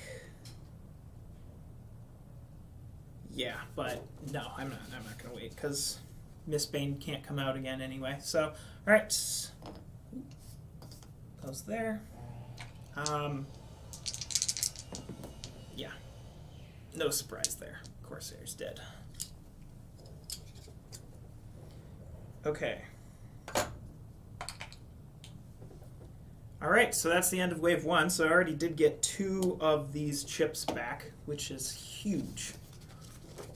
That's probably, especially with how narrow the path is there, that can be a quite hard objective to get. All right, so I'm going to move on to the next event die. So now we are into wave 2. 5. Okay, add a range upgrade to Keem, ignoring her upgrade capacity.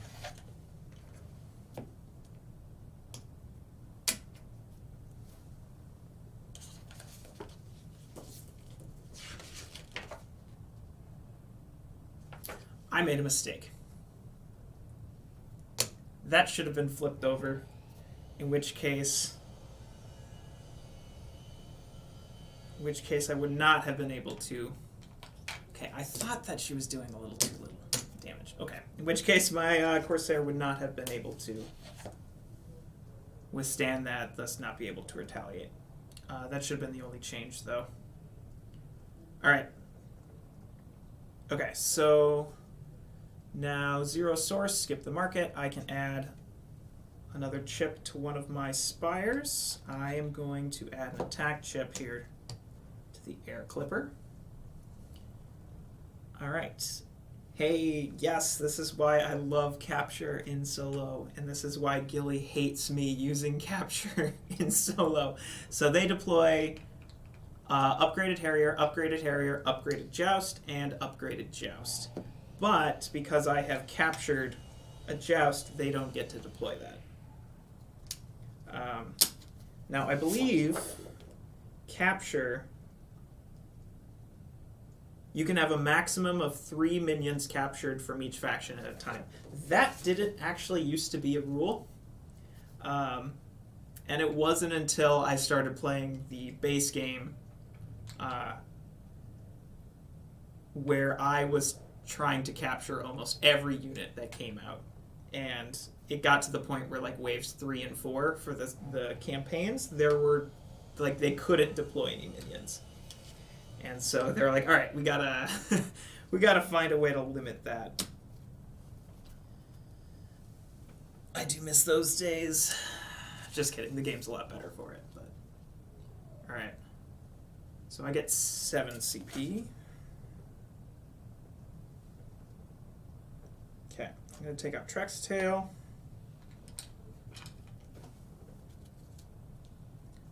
2, 3, 4.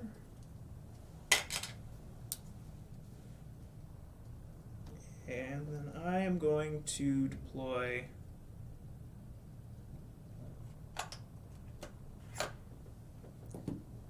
a powder monkey with a swabby on top. But before that, I am going to purchase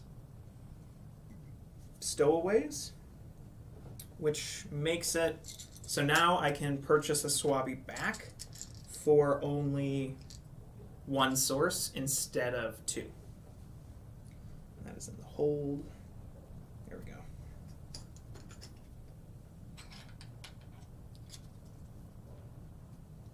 Okay, and I'm going to have both the heroes go first on top of the swabby.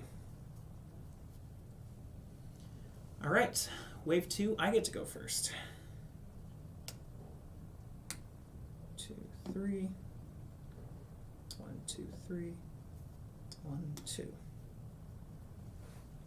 Okay. 2, 3, 4. 1, 2, 3. Oh, shoot. I was going to reveal that, wasn't I? Dang it. All right. All right, no spires. Back to me. Okay, I'm going to go see what this swamp is. Okay, I'll be able to get there. Alright, so let's take a look at the swamp. Grail wasps, yeah. Alright. Not in range of any spires. I can deal 2 damage to take that out right away. Get the 3 source. And I get an upgrade. Ooh, what do I want? I think I'll go with attack. That's always a safe option. All right. Now them.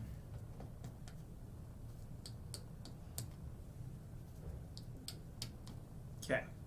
Get to actually use the air clipper here. Oh man, that's a bummer.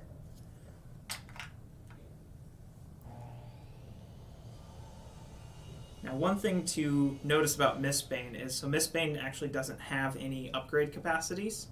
So when he gets a last hit, he'll just flip over, which he actually has the same stats, except for he gains the Pistolier, which is a really good skill. It allows him to attack from an extra hex away.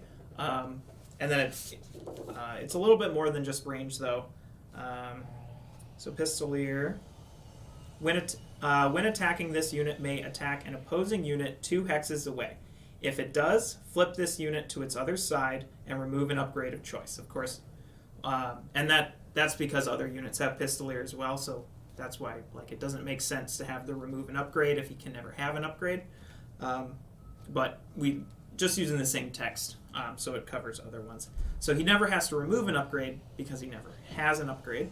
But what's nice about Pistolier is you flip over before applying the damage, which means if you get a kill with it, you can actually then flip him back over. So you can keep using that. So it is a really good skill if you can keep getting last hits with it.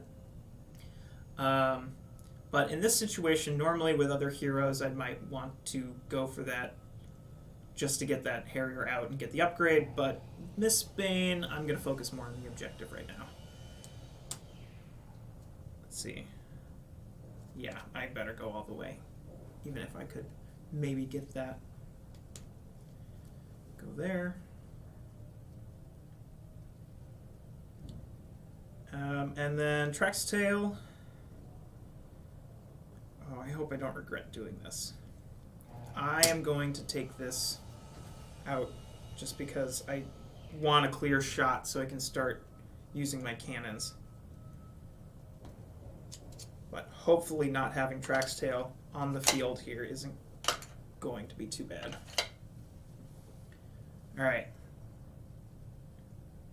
So then I will pick up... Ooh, I probably don't want to pick up... I'm going to just pick up 1 this time, because I don't have the lifeboat to get back, so... Alright. So then they go. Harriers makes... It won't go there because it does need to make that forward progress. Alright, so Joust will get a quick strike there. And then I am going to... I'm going to roll against the... I'm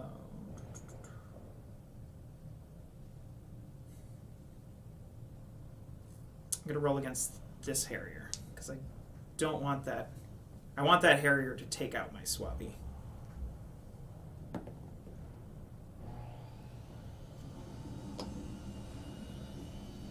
Yes, yeah, center aisle, Mark, brings up a good point about Pistolier. It's important to realize that it isn't air defense. We did, one of the things with the new update of Cloudspire is we did split out air defense and range to make sure they are 2 separate talents. So now if, like before, if an enemy or if a unit had range, it automatically get to attack flying units. Now they are separated into 2 separate skills. Almost all of the units that had range now have both. But there is one in Uprising that has just range, but not air defense. Is the PDF for Horizon's Wrath reference sheet available? I don't think so, not yet. That is something we'll be putting up on the website once copies go out and it's officially been released. But yes, we will make all of that available on the website. I do believe on one of our Kickstarter updates, the most recent one, or no, not the most recent one, a few back, we posted like the updated rulebook, I think a PDF of that. So if you're interested in checking out some of those new, like the text and the new way things are formatted, a lot of that should be available in those updates. All right. So then this Harrier, this Harrier had quick strike anyway, so I went to, all right. And I'm going to promote that. Oh, that's too many. And I'm going to pay the 1 source to keep the Swabby. All right.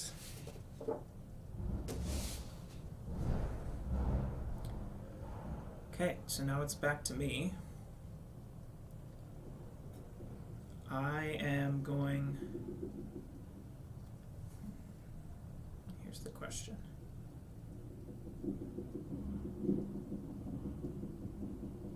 I'm going to keep Miss Main at a distance. I don't want him to take hits. He doesn't have a whole lot of health. So I'm going to have the Powder Monkey. Oh, first things first, actually, I'm going to use this Cannonball to launch that way. From Cannon 1. For 1. Alright, so guys here. I'm going to slowly take out Keen there. And so this hits anything. So it can hit flying, it can hit spires, fortress gates. Obviously, it won't hit anything that's unrevealed, so if there's like a landmark there, it will go over. But the moment that landmark is revealed, if it has a health stat and can be attacked, that is what it would hit.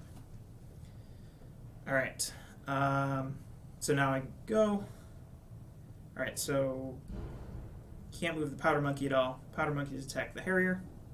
That's for 1.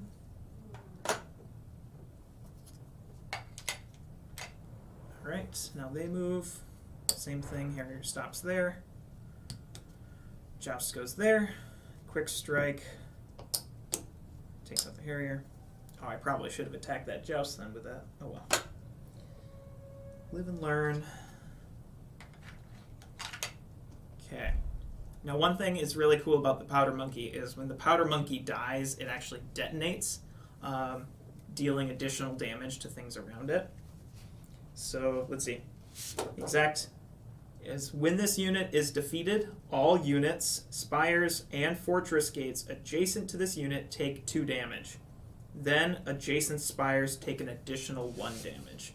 So you can really do a lot of work if you get that powder monkey in the right place. I think one of the last times I played this, it's like if you can get powder monkeys down here to deal multiple damage to spires, fortress gates, to Keem, it can be quite devastating.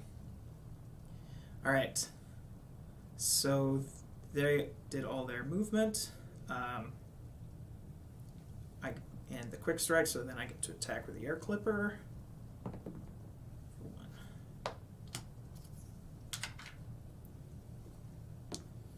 All right. Go there. I'm thinking about this too much. I don't think I want to reveal that. All right. So then, the powder monkey, attack for 2, retaliated against for 1, and then will detonate, and so we'll take out the joust. And that's 2 source.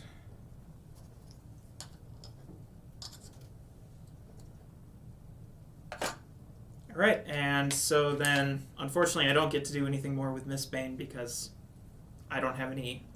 All my minions are gone, so that ends the wave. All right, so hopefully I can get Track's Tail out there to get those last 2 source capsules. So go ahead and roll the event die. 1. Yes! Oh, it's the best one. All right, maximum of 10. Perfect. If to the people who have played other Cloudspire scenarios, there is a trend to usually make the event die be like bad things. And while there are still some that there are still some events that can be bad, like 5 and 6 add a range to Keem. This is one that definitely has, I would say on average, you're generally going to get a better thing from the event die than a worse, which is a nice change of pace. It doesn't feel quite as punishing as some of our other scenarios. All right. I think things are looking pretty good so far. Okay. So then I get to add an attack upgrade, or add an upgrade. I'm going to add another attack to that one. All right, so the main thing I want to do here is I want to build lifeboats. So the lifeboat is one of the spires that you have to upgrade in order to purchase. So it's the launch bay for 3 source. 2, 3. So now I can build both shadow skiffs and lifeboats, which I don't have any reason to build a shadow skiff yet, but I definitely want to build a lifeboat. All right, lifeboats are really nice because they're only 1 source. In fact, I'm almost wondering, because it's 1 source and it only comes with 1 upgrade, so it might actually be, and it has no upgrade like capacity, or sorry, it has 0 dots, so I can't upgrade it further. It only comes with what it has. So I almost wonder if I want to build that in the middle of the wave, because I'd be worried about the enemy destroying it. So I don't want that to happen. So I'm not going to build that yet, but it is only 1 source, so I can still probably get something else. I'm going to get promotion. So promotion for 3 source allows my swabbies. So when it allows my swabbies to be deployed on their promoted side right out of the gate, which is really good because they have, on their promoted side, they have a skill called Embolden, which is if this unit is defeated while grouped, the newly revealed unit may immediately move and attack. This does not count as the newly revealed unit's movement or attack for the turn, which can be quite, like, there are some, I think we might have talked about it when I played Andrew Chesney. We did the Horizon's Wrath Uprising PvP game. Because you can get some crazy combos with that, because then if this walks into the fight, dies before it gets a chance to attack, your new unit can then move, attack separately, and then that group still hasn't gotten its official attack yet, so then it can actually attack again. It's wild. All right, so I definitely want that. Then I'm at 1 source, which is perfect, because then I can either save a Swabby or build that lifeboat. Okay. Let's see, what do they got? All right, 2 Hungers, 2 Jousts, but I still have 1 captured, and a Royal Talon, which is a little nerve-wracking.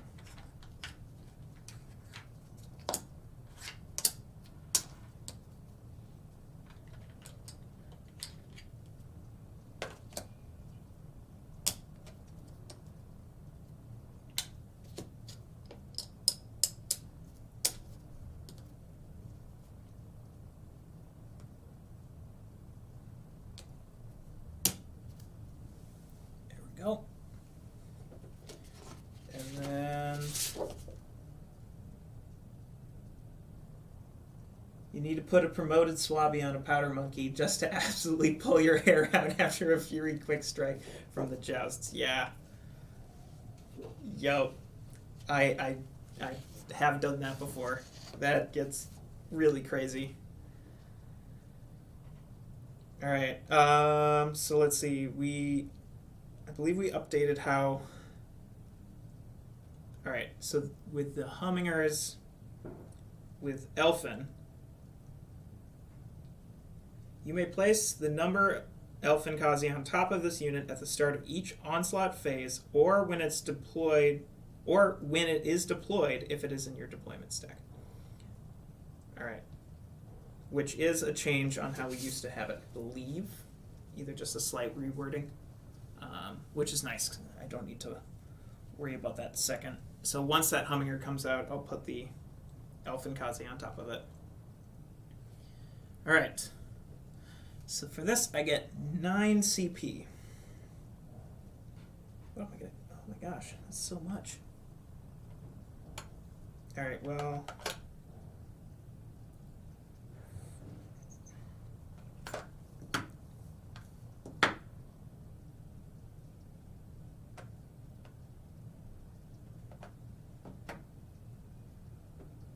Let's go for it. Okay. So I'm going to do Powder Monkey, Swabby, Powder Monkey, Swabby, and Buccaneer.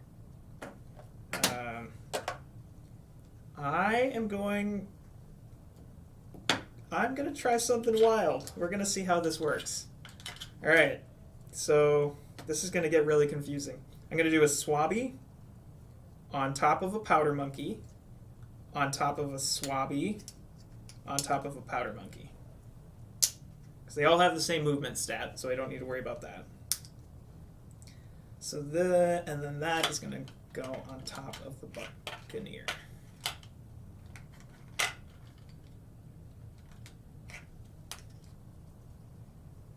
And then I'm going to have Traxtail go on the very top. All right, here we go. Okay. Heirs get to go first.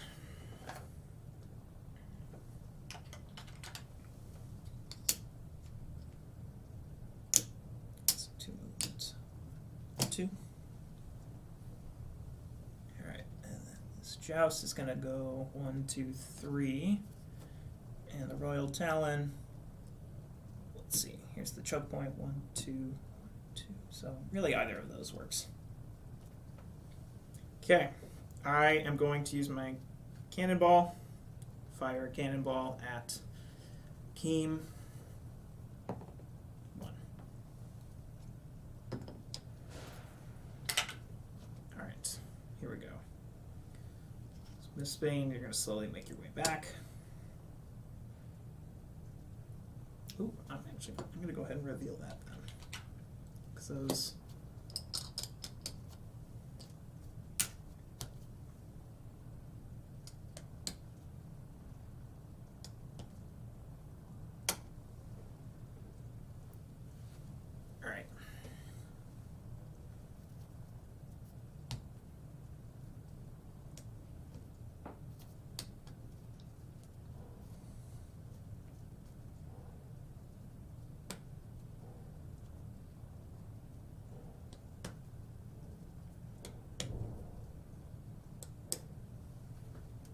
Okay. Ooh, yes, this is going to be really good.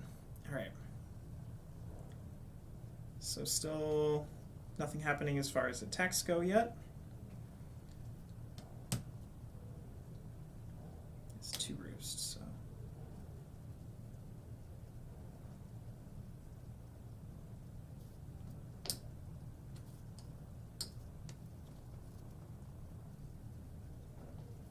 Is the spire Keem is on inactive, or can you choose to hit the spire? This is addressed in the AI rules. The spire is not inactive. So the spire is still active. However, because this spire does have 1 elfin. However, as called out in the rules, while Keem is perched there, the talent elfin does not trigger. So I could still attack the spire. The reason I am going for Keem instead of the spire is just because of that 2 attack and 2 range. Well, technically 3. Yeah, because 3 range. So because its base is that, and then it has +1/+2. So it can do a much wider attack. But yes, I could go for the spire if I prefer. But I'm going to try and take out Keem first if possible. Alright, not in range of that. Okay, so I believe I've mentioned in the past how we definitely designed this game to have mechanics you can kind of exploit, especially for solo play. One of my favorite things that I'm about to do now is how your own heroes can't block your minions. If your minions can't move around a hero, they will displace the hero to get through. And that doesn't count as your hero's movement. So the Swabby has nowhere to go, so the Swabby is going to displace with Mistbane to move there. And the Buccaneer has nowhere to go, so the Buccaneer is going to displace with Mistbane. And then I'm going to have Mistbane move. And Trapstail's just going to chill for now. Alright. And here's why I'm glad I revealed that. So the Humminger is going to move forward, go there, takes 1 from Toxic Secretion, and the Elfinkazi also gets to die from Toxic Secretion.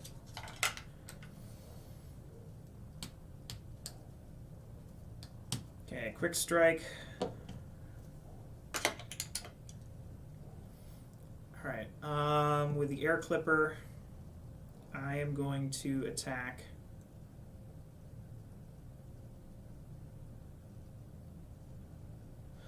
Oh man, I really shouldn't have had I should have had the Buccaneer go first. Oh no, that Buccaneer is just gonna get destroyed from my powder monkeys.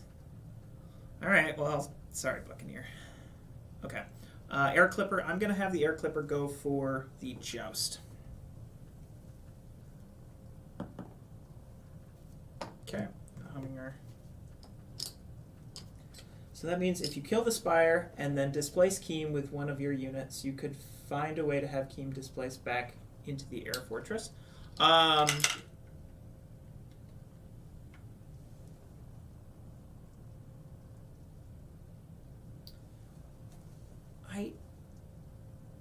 Because Keem has flying, which also allows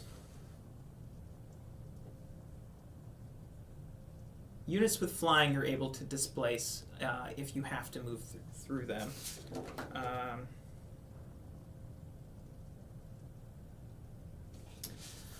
I don't think maybe there's a way. I'd have to think about that. But either way, I don't need to do that. I'd have to look at that further. Let's see.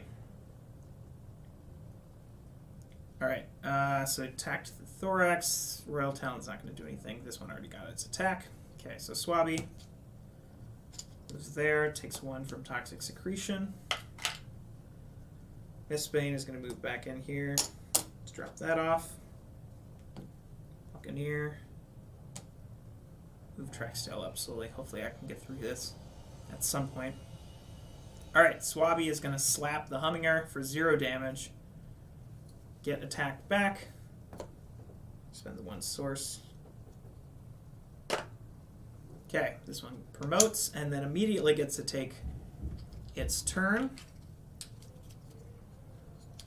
Now this group has already gotten its chance to do its basic attack, which was the slap. So this is just because of Emboldened. All right, for 2, destroy that. It would also get to move, but there's nowhere to move to.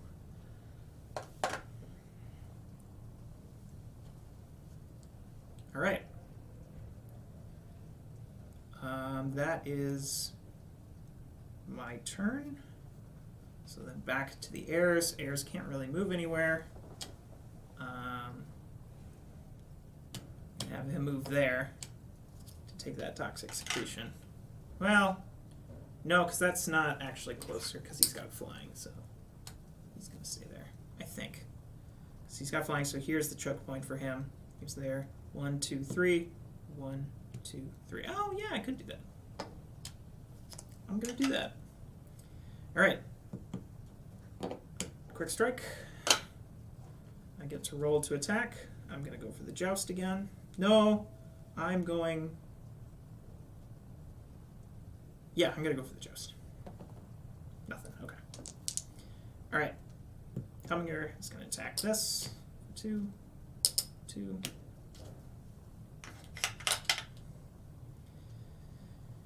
And it's going to kill that. All right. This is where I feel so sorry for this Buccaneer, because unless I can get through, but I don't think so. All right. So then it's my turn. Can't move anywhere because of the block, but it's going to have that. Kill that. That's 2 source. And the Buccaneer. Poor Buccaneer. He's just going to get destroyed by this exploding powder monkey. Ooh. I should move. Oh, no, because the joust is going to go first. Okay. Alright, so I'm going to keep track still there. Alright. It's the joust. Because it is. I'll go there, and then the Royal Talon's going to fly that way. Okay, quick strike. Oh, wait. Oh, my gosh. Nope. Oh, my gosh. Alright. This is sort of what I think Mark was talking about. Alright, so it's got Eager, which Fury Kick used to do both of these things. We split it out across both Fury Kick and Eager. So now Eager is when this unit attacks a minion, displace the minion prior to dealing damage. So it's gonna displace it, and then Fury Kick, it deals damage to all opposing units it's adjacent to. Only the target retaliates. So it is going to do damage to both the Powder Monkey and the Buccaneer. That's okay. Honestly, this is a far better situation for the Buccaneer than I realized. The Buccaneer is going to take 2. Powder Monkey's going to take 2. Explode, which deals 2 damage. 2 damage. That is amazing.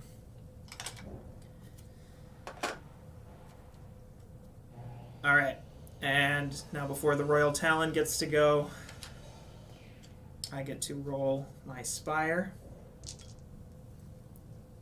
And I'm going to go against the Talon for 1.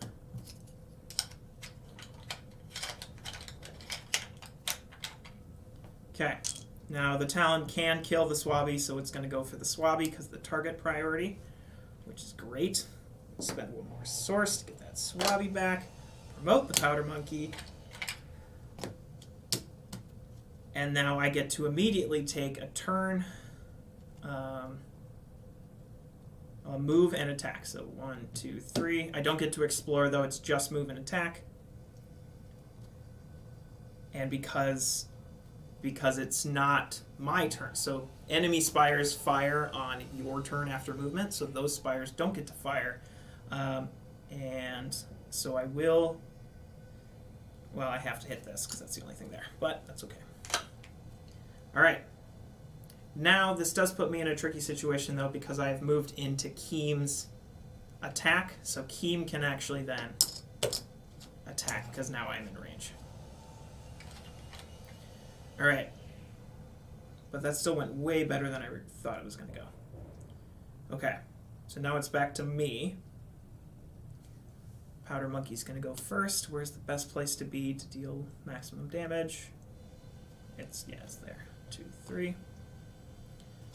Buccaneer and Dragstail just sort of stay there. Okay, so that Spire is going to get to go first. Okay. Oh, this is amazing. All right, so I deal 2 damage to everything, so that's loses an upgrade, 2 damage. Now, with Spires, of course, no matter how much damage you deal, they only ever lose a maximum of 1 upgrade unless you have a specific skill. However, so I get 1 source from the minaret. With Detonate, it deals 2 damage, and then once it deals that first initial 2 damage, it then does a second explosion that only affects Spires, which takes an additional 1 damage. So then I also get to destroy that Spire. 3 source.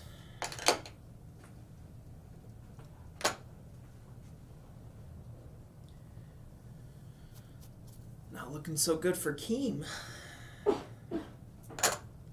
Alright, and then my Buccaneer is going to attack. That's 2 source.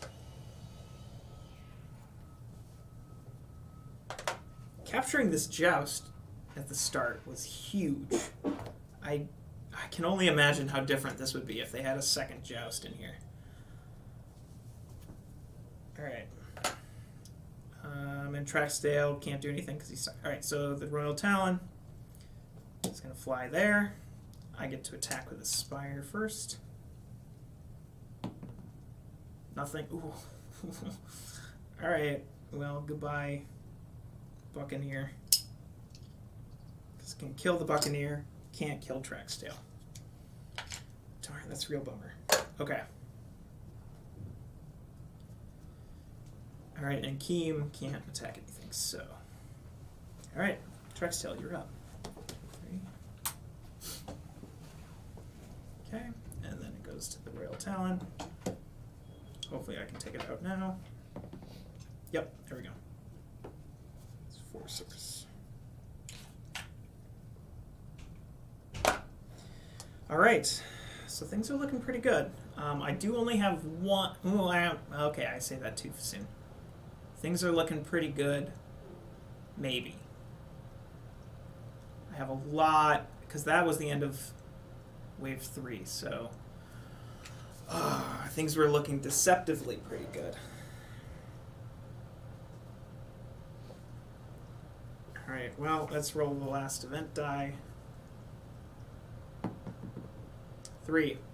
I may immediately fire a cannonball from one of my cannons if it would hit one of my own Spires. This does not use your cannonball die.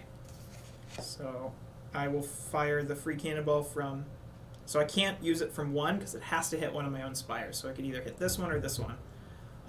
This one's been doing a lot of work, taking out the minion, so I don't want to hinder that one just yet. So I'm going to fire against the Air Clipper. And if I get a 2, then yay. Hey, that's hardly considered a legal roll, but I'm going to count it. Alright. Here we go. Okay. So then, add an upgrade. I'll go ahead and add another attack upgrade. Okay. Alright, so here's what they get to send out. This is a lot. Alright, they're going to send a Wind Rush, upgraded Joust. Oh, sorry, that was a Hummer. Joust.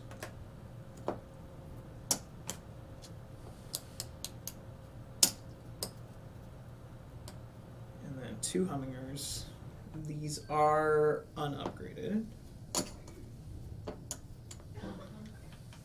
And then it's going to be a Joust, Harrier, but because I have the other Joust, it's just going to be a Harrier.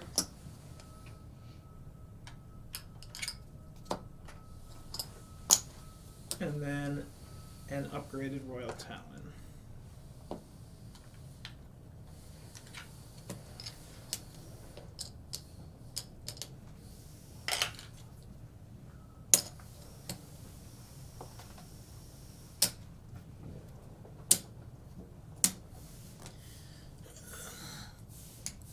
true Cloudspire fashion, the last stack is always so intimidating. Okay.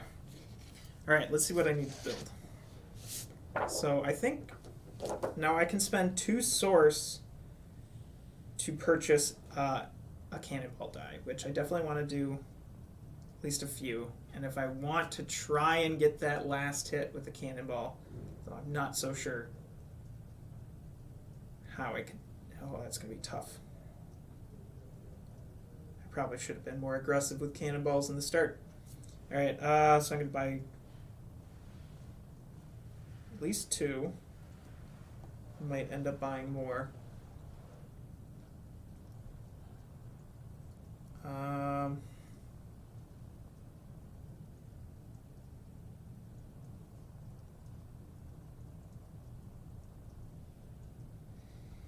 Yeah, I'm not sure if at this point,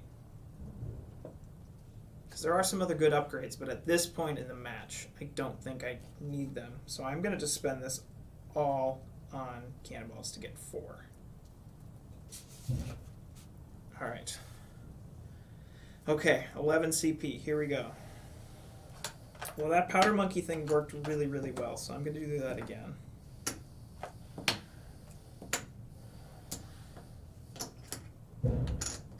So that's 3, 6. So I have 5 more. I could do a Corsair. Yeah, I'm going to do a Corsair.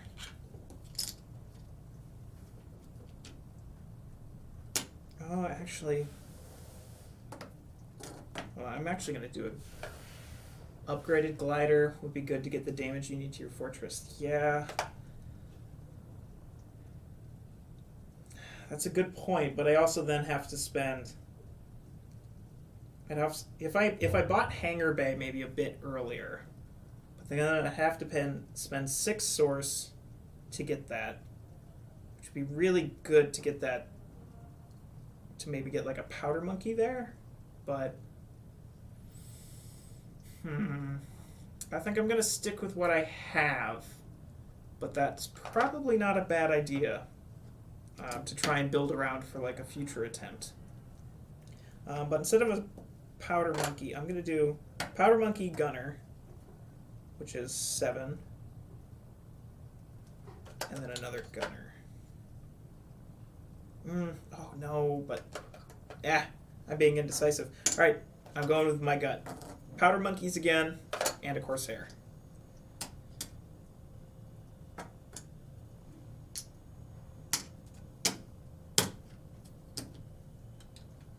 This time I'm going to put the Corsair out front. Hopefully I can make good use of riposte to keep him alive. And Mistbane. I'll put Mistbane out in front as well. I don't care if Mistbane dies. It's the last wave. Alright. Okay, so Ryzen's Wrath goes first. Well, first things first, I'm going to go here, pick these up. It's a real shame I'm going to be losing Track's Tail for this fight, but I think maybe if I had been able to get those just last wave to keep Track's Tail in the fight for this one would have been better, but that's the situation. Okay, alright, here we go. At least I'm going to get one objective by getting Track's Tail back. And I'm going to fire a cannonball just to take Keem out entirely.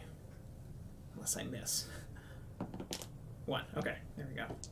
Alright, and that's 3 source. Okay. 2, 3, 4.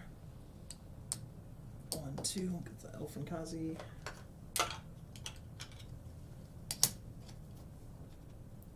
2, 3, 4.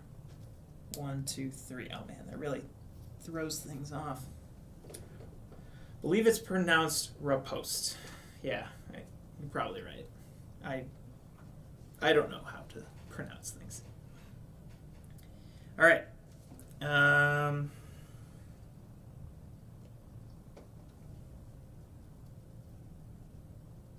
I'm going to keep Trex tail here for now. Maybe I can get a couple hits in before I have to take the lifeboat, which I'm not going to build until the last second. Oh, I'm definitely not going to get all three. I don't know, maybe I can. I don't know. All right. Okay, so Windrush, 1, 2, 3, 4. Next closest, I'm going to say I could really do either. I'm going to do the Harrier. 2,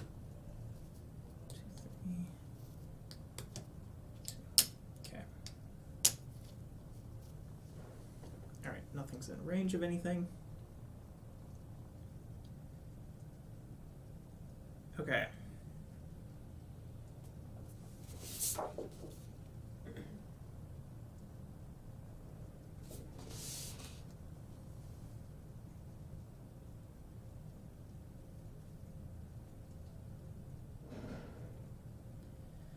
Ooh.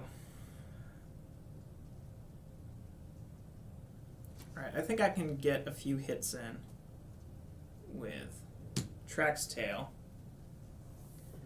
Could totally go for a live wire Mountain Dew. Oh my gosh, that's the orange ones, right?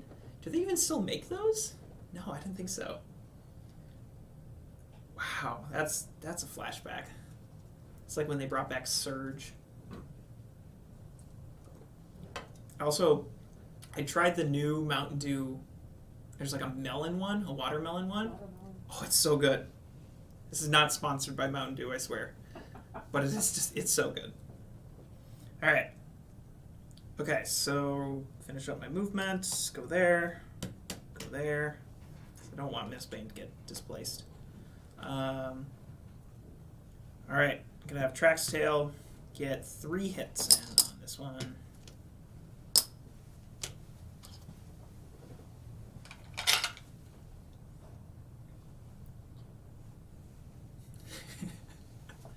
Just trying to sneak out quiet. You can't sneak. And that's my turn. Okay. Can't go anywhere. Just gonna move there. Oh no. Oh no. Oh boy. Well, here it is. Am I even going to complete one objective? Wait, hold on, wait. Is that further? Okay, so here's the choke point. Is it as ridiculously cold down your way in Minnesota as it up? How cold is it in Winnipeg? It's like minus... It's currently 7 degrees. Oh, it's currently 7 degrees. Oh, well, it's 7 degrees here. It was like minus 4 earlier today. This morning. So I'd be curious to hear what it's like up in Winnipeg. Back to seeing if I completely messed this up or not. Shouldn't your Spire there have fired on them last turn? You were right. You are very, very right about that, which would have been here. Okay. All right. Maybe this Windrush is going to be dead. All right, so I'm taking it back just a little bit. 2. So this would have been before. Oh my gosh. I was distracted by Gilly walking through. I'm going to blame it on him. All right, so this is before I attacked the Windrush. So technically this is way back when the Windrush was at 5 health. I'm so sorry to all watching. I hope this makes sense. So this is... All right, so yeah, it's rewind time. Okay. We're back there. I rolled the 2 against this. It's that. Track's Tail was there. Then it goes to my turn. I move Track's Tail there. I do this. I do that. I then hit it for 3. Which case... I'm not gonna level up. I want that hashtag blame Gilly. Yes. I want that reliable 3 attack, and I don't want to lose that upgrade just yet. All right, so I defeat the Wind Rush. It's now a Joust, which might actually be worse.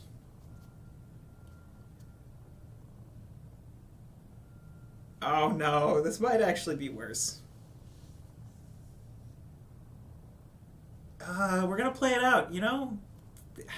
No one has watched me crash and burn before, so we're gonna see what happens. All right. Okay. All right. That moves there. Okay. Now here's the question: does this move all the way there or not? So it's currently 1, 2, 3, 4 hexes away, so it has to make progress. 1, 2, 3. Yeah. Yep. Okay. Okay, this is it. This is it. Oh boy. All right. No, thank you. Thank you, Diane. You very much did help. I should never have put Traxtail in this position. I was too greedy in trying to get some hits. Okay, well, Quick Strike gets to go for that first. All right, Spire rolls. I'll roll against the Joust, I guess, for 1. All right, well, goodbye, Traxtail.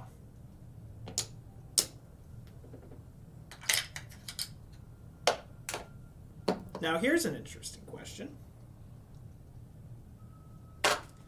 Do those... I mean, obviously those can't block, so I assume they just walk over it. I don't think I've had this happen before. But I assume they just walk over it. Because obviously we couldn't have it where they would block them, so yeah. Alright. Well, that was sad. Okay. Alright, my turn.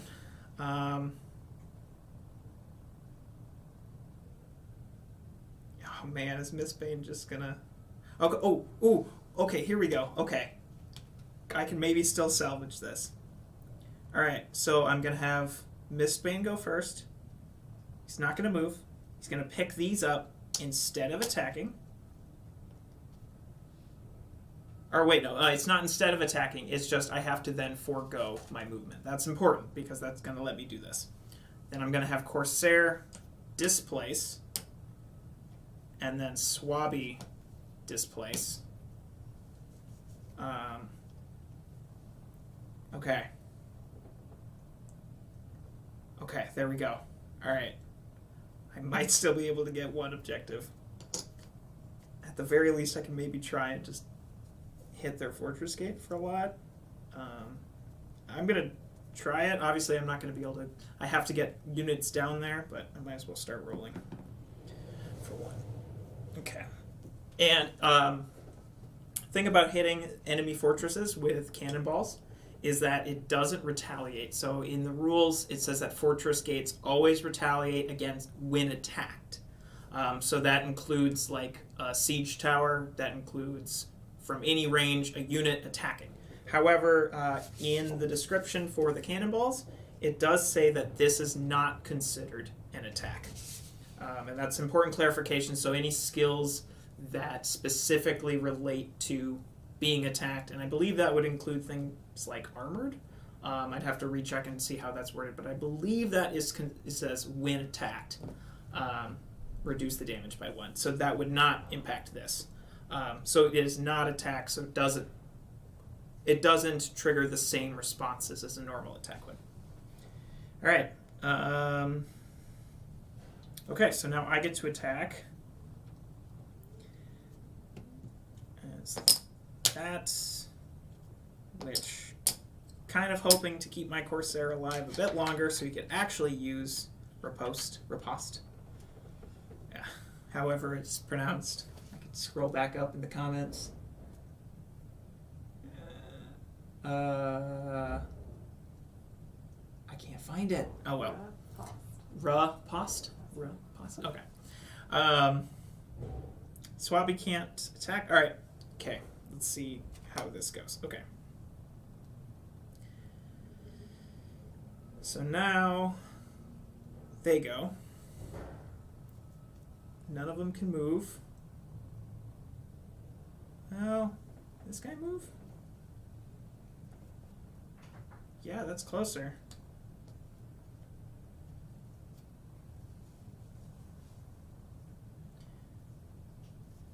All right. So quick strikes activate first. So that to that. This rotates there. Takes out the Corsair. Takes out this Swabby. This guy then gets to move and attack. Obviously can't move, but oh man, am I even going to be able to get Mistbane back, or is that Royal Talon going to ruin my day? So I get to attack because it's not a retaliation. That's is emboldened.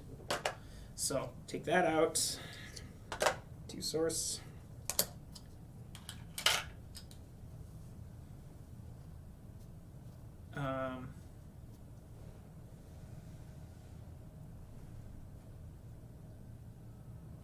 So those were the quick strikes. Now my air clipper. Oh, this guy did. This guy move? No, this guy didn't move. Which would have been. Oh my gosh. Okay. That guy was there. The joust was there. So I just forgot to move this guy. Okay. All right. Air clipper. All right. Now normal attacks. 2. Elfin Kazis go for heroes in solo, unless otherwise stated.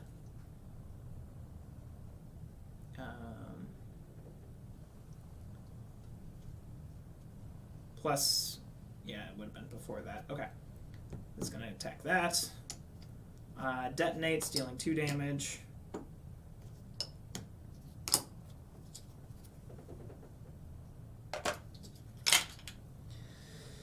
Oh boy, okay. I got busy at work and missed the last 10 minutes, coming back to being confused on timing, which makes perfect sense. Yeah, that's doesn't help when I forget about chips. I'm mostly just trying to think of how I'm going to get Mistbane out of there. All right.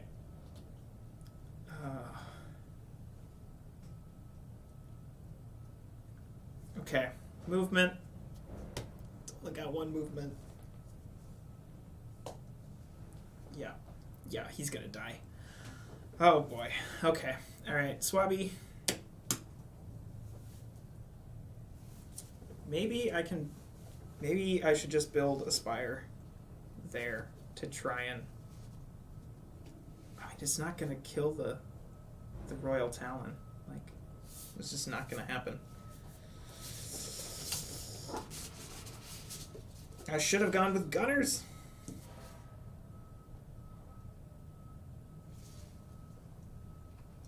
Yeah, it's... Alright, well, let's play this out still. Alright, so Swabby's going to slap and promote the Powder Monkey.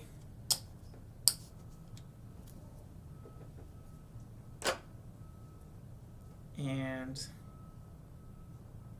because even if I built a lifeboat there and tried to move up, it still wouldn't... I wouldn't be able to get to it in time. Because this Royal Talon's gonna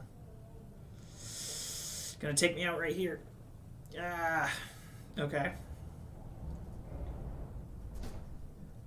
I still have my tactical strategical maneuver. Yes. However, I can't, for this scenario, I can't reposition my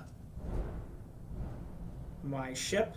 I can only pull the plank to defeat whatever's there.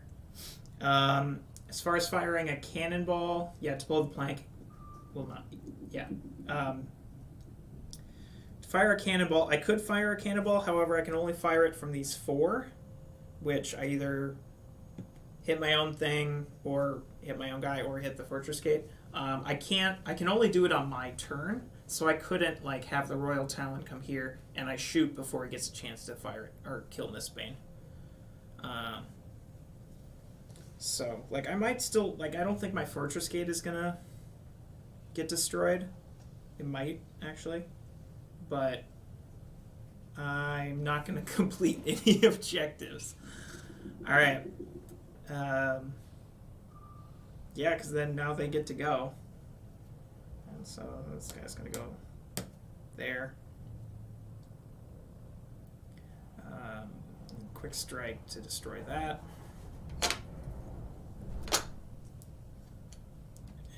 And for 2. And then the Elfin Kaza gets to attack for 1. Blows up.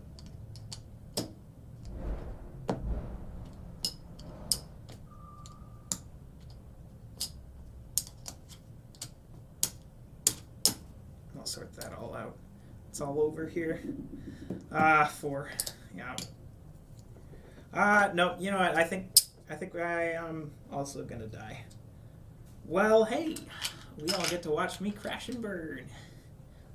All right.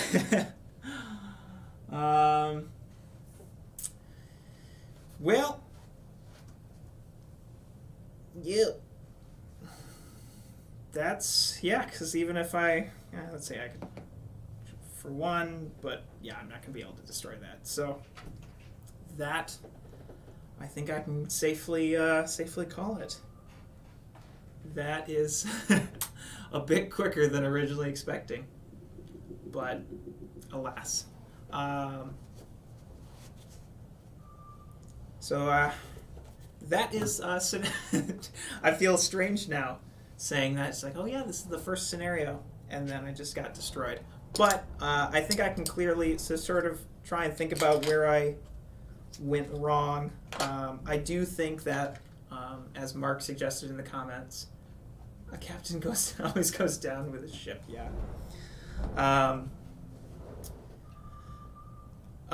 Going off Mark's strategy, so he sort of mentioned using the upgraded glider. So the glider is a flying unit that has 2 range. It has ability called breakneck, which means it must make maximum progress, and it can actually also fly over other chips. It can't land on a chip, but it can fly over it, which means it will go over a spire. Anything in order to get as far to its mark as possible. And when you have it upgraded, it actually has transport, which means, and so it still has breakneck.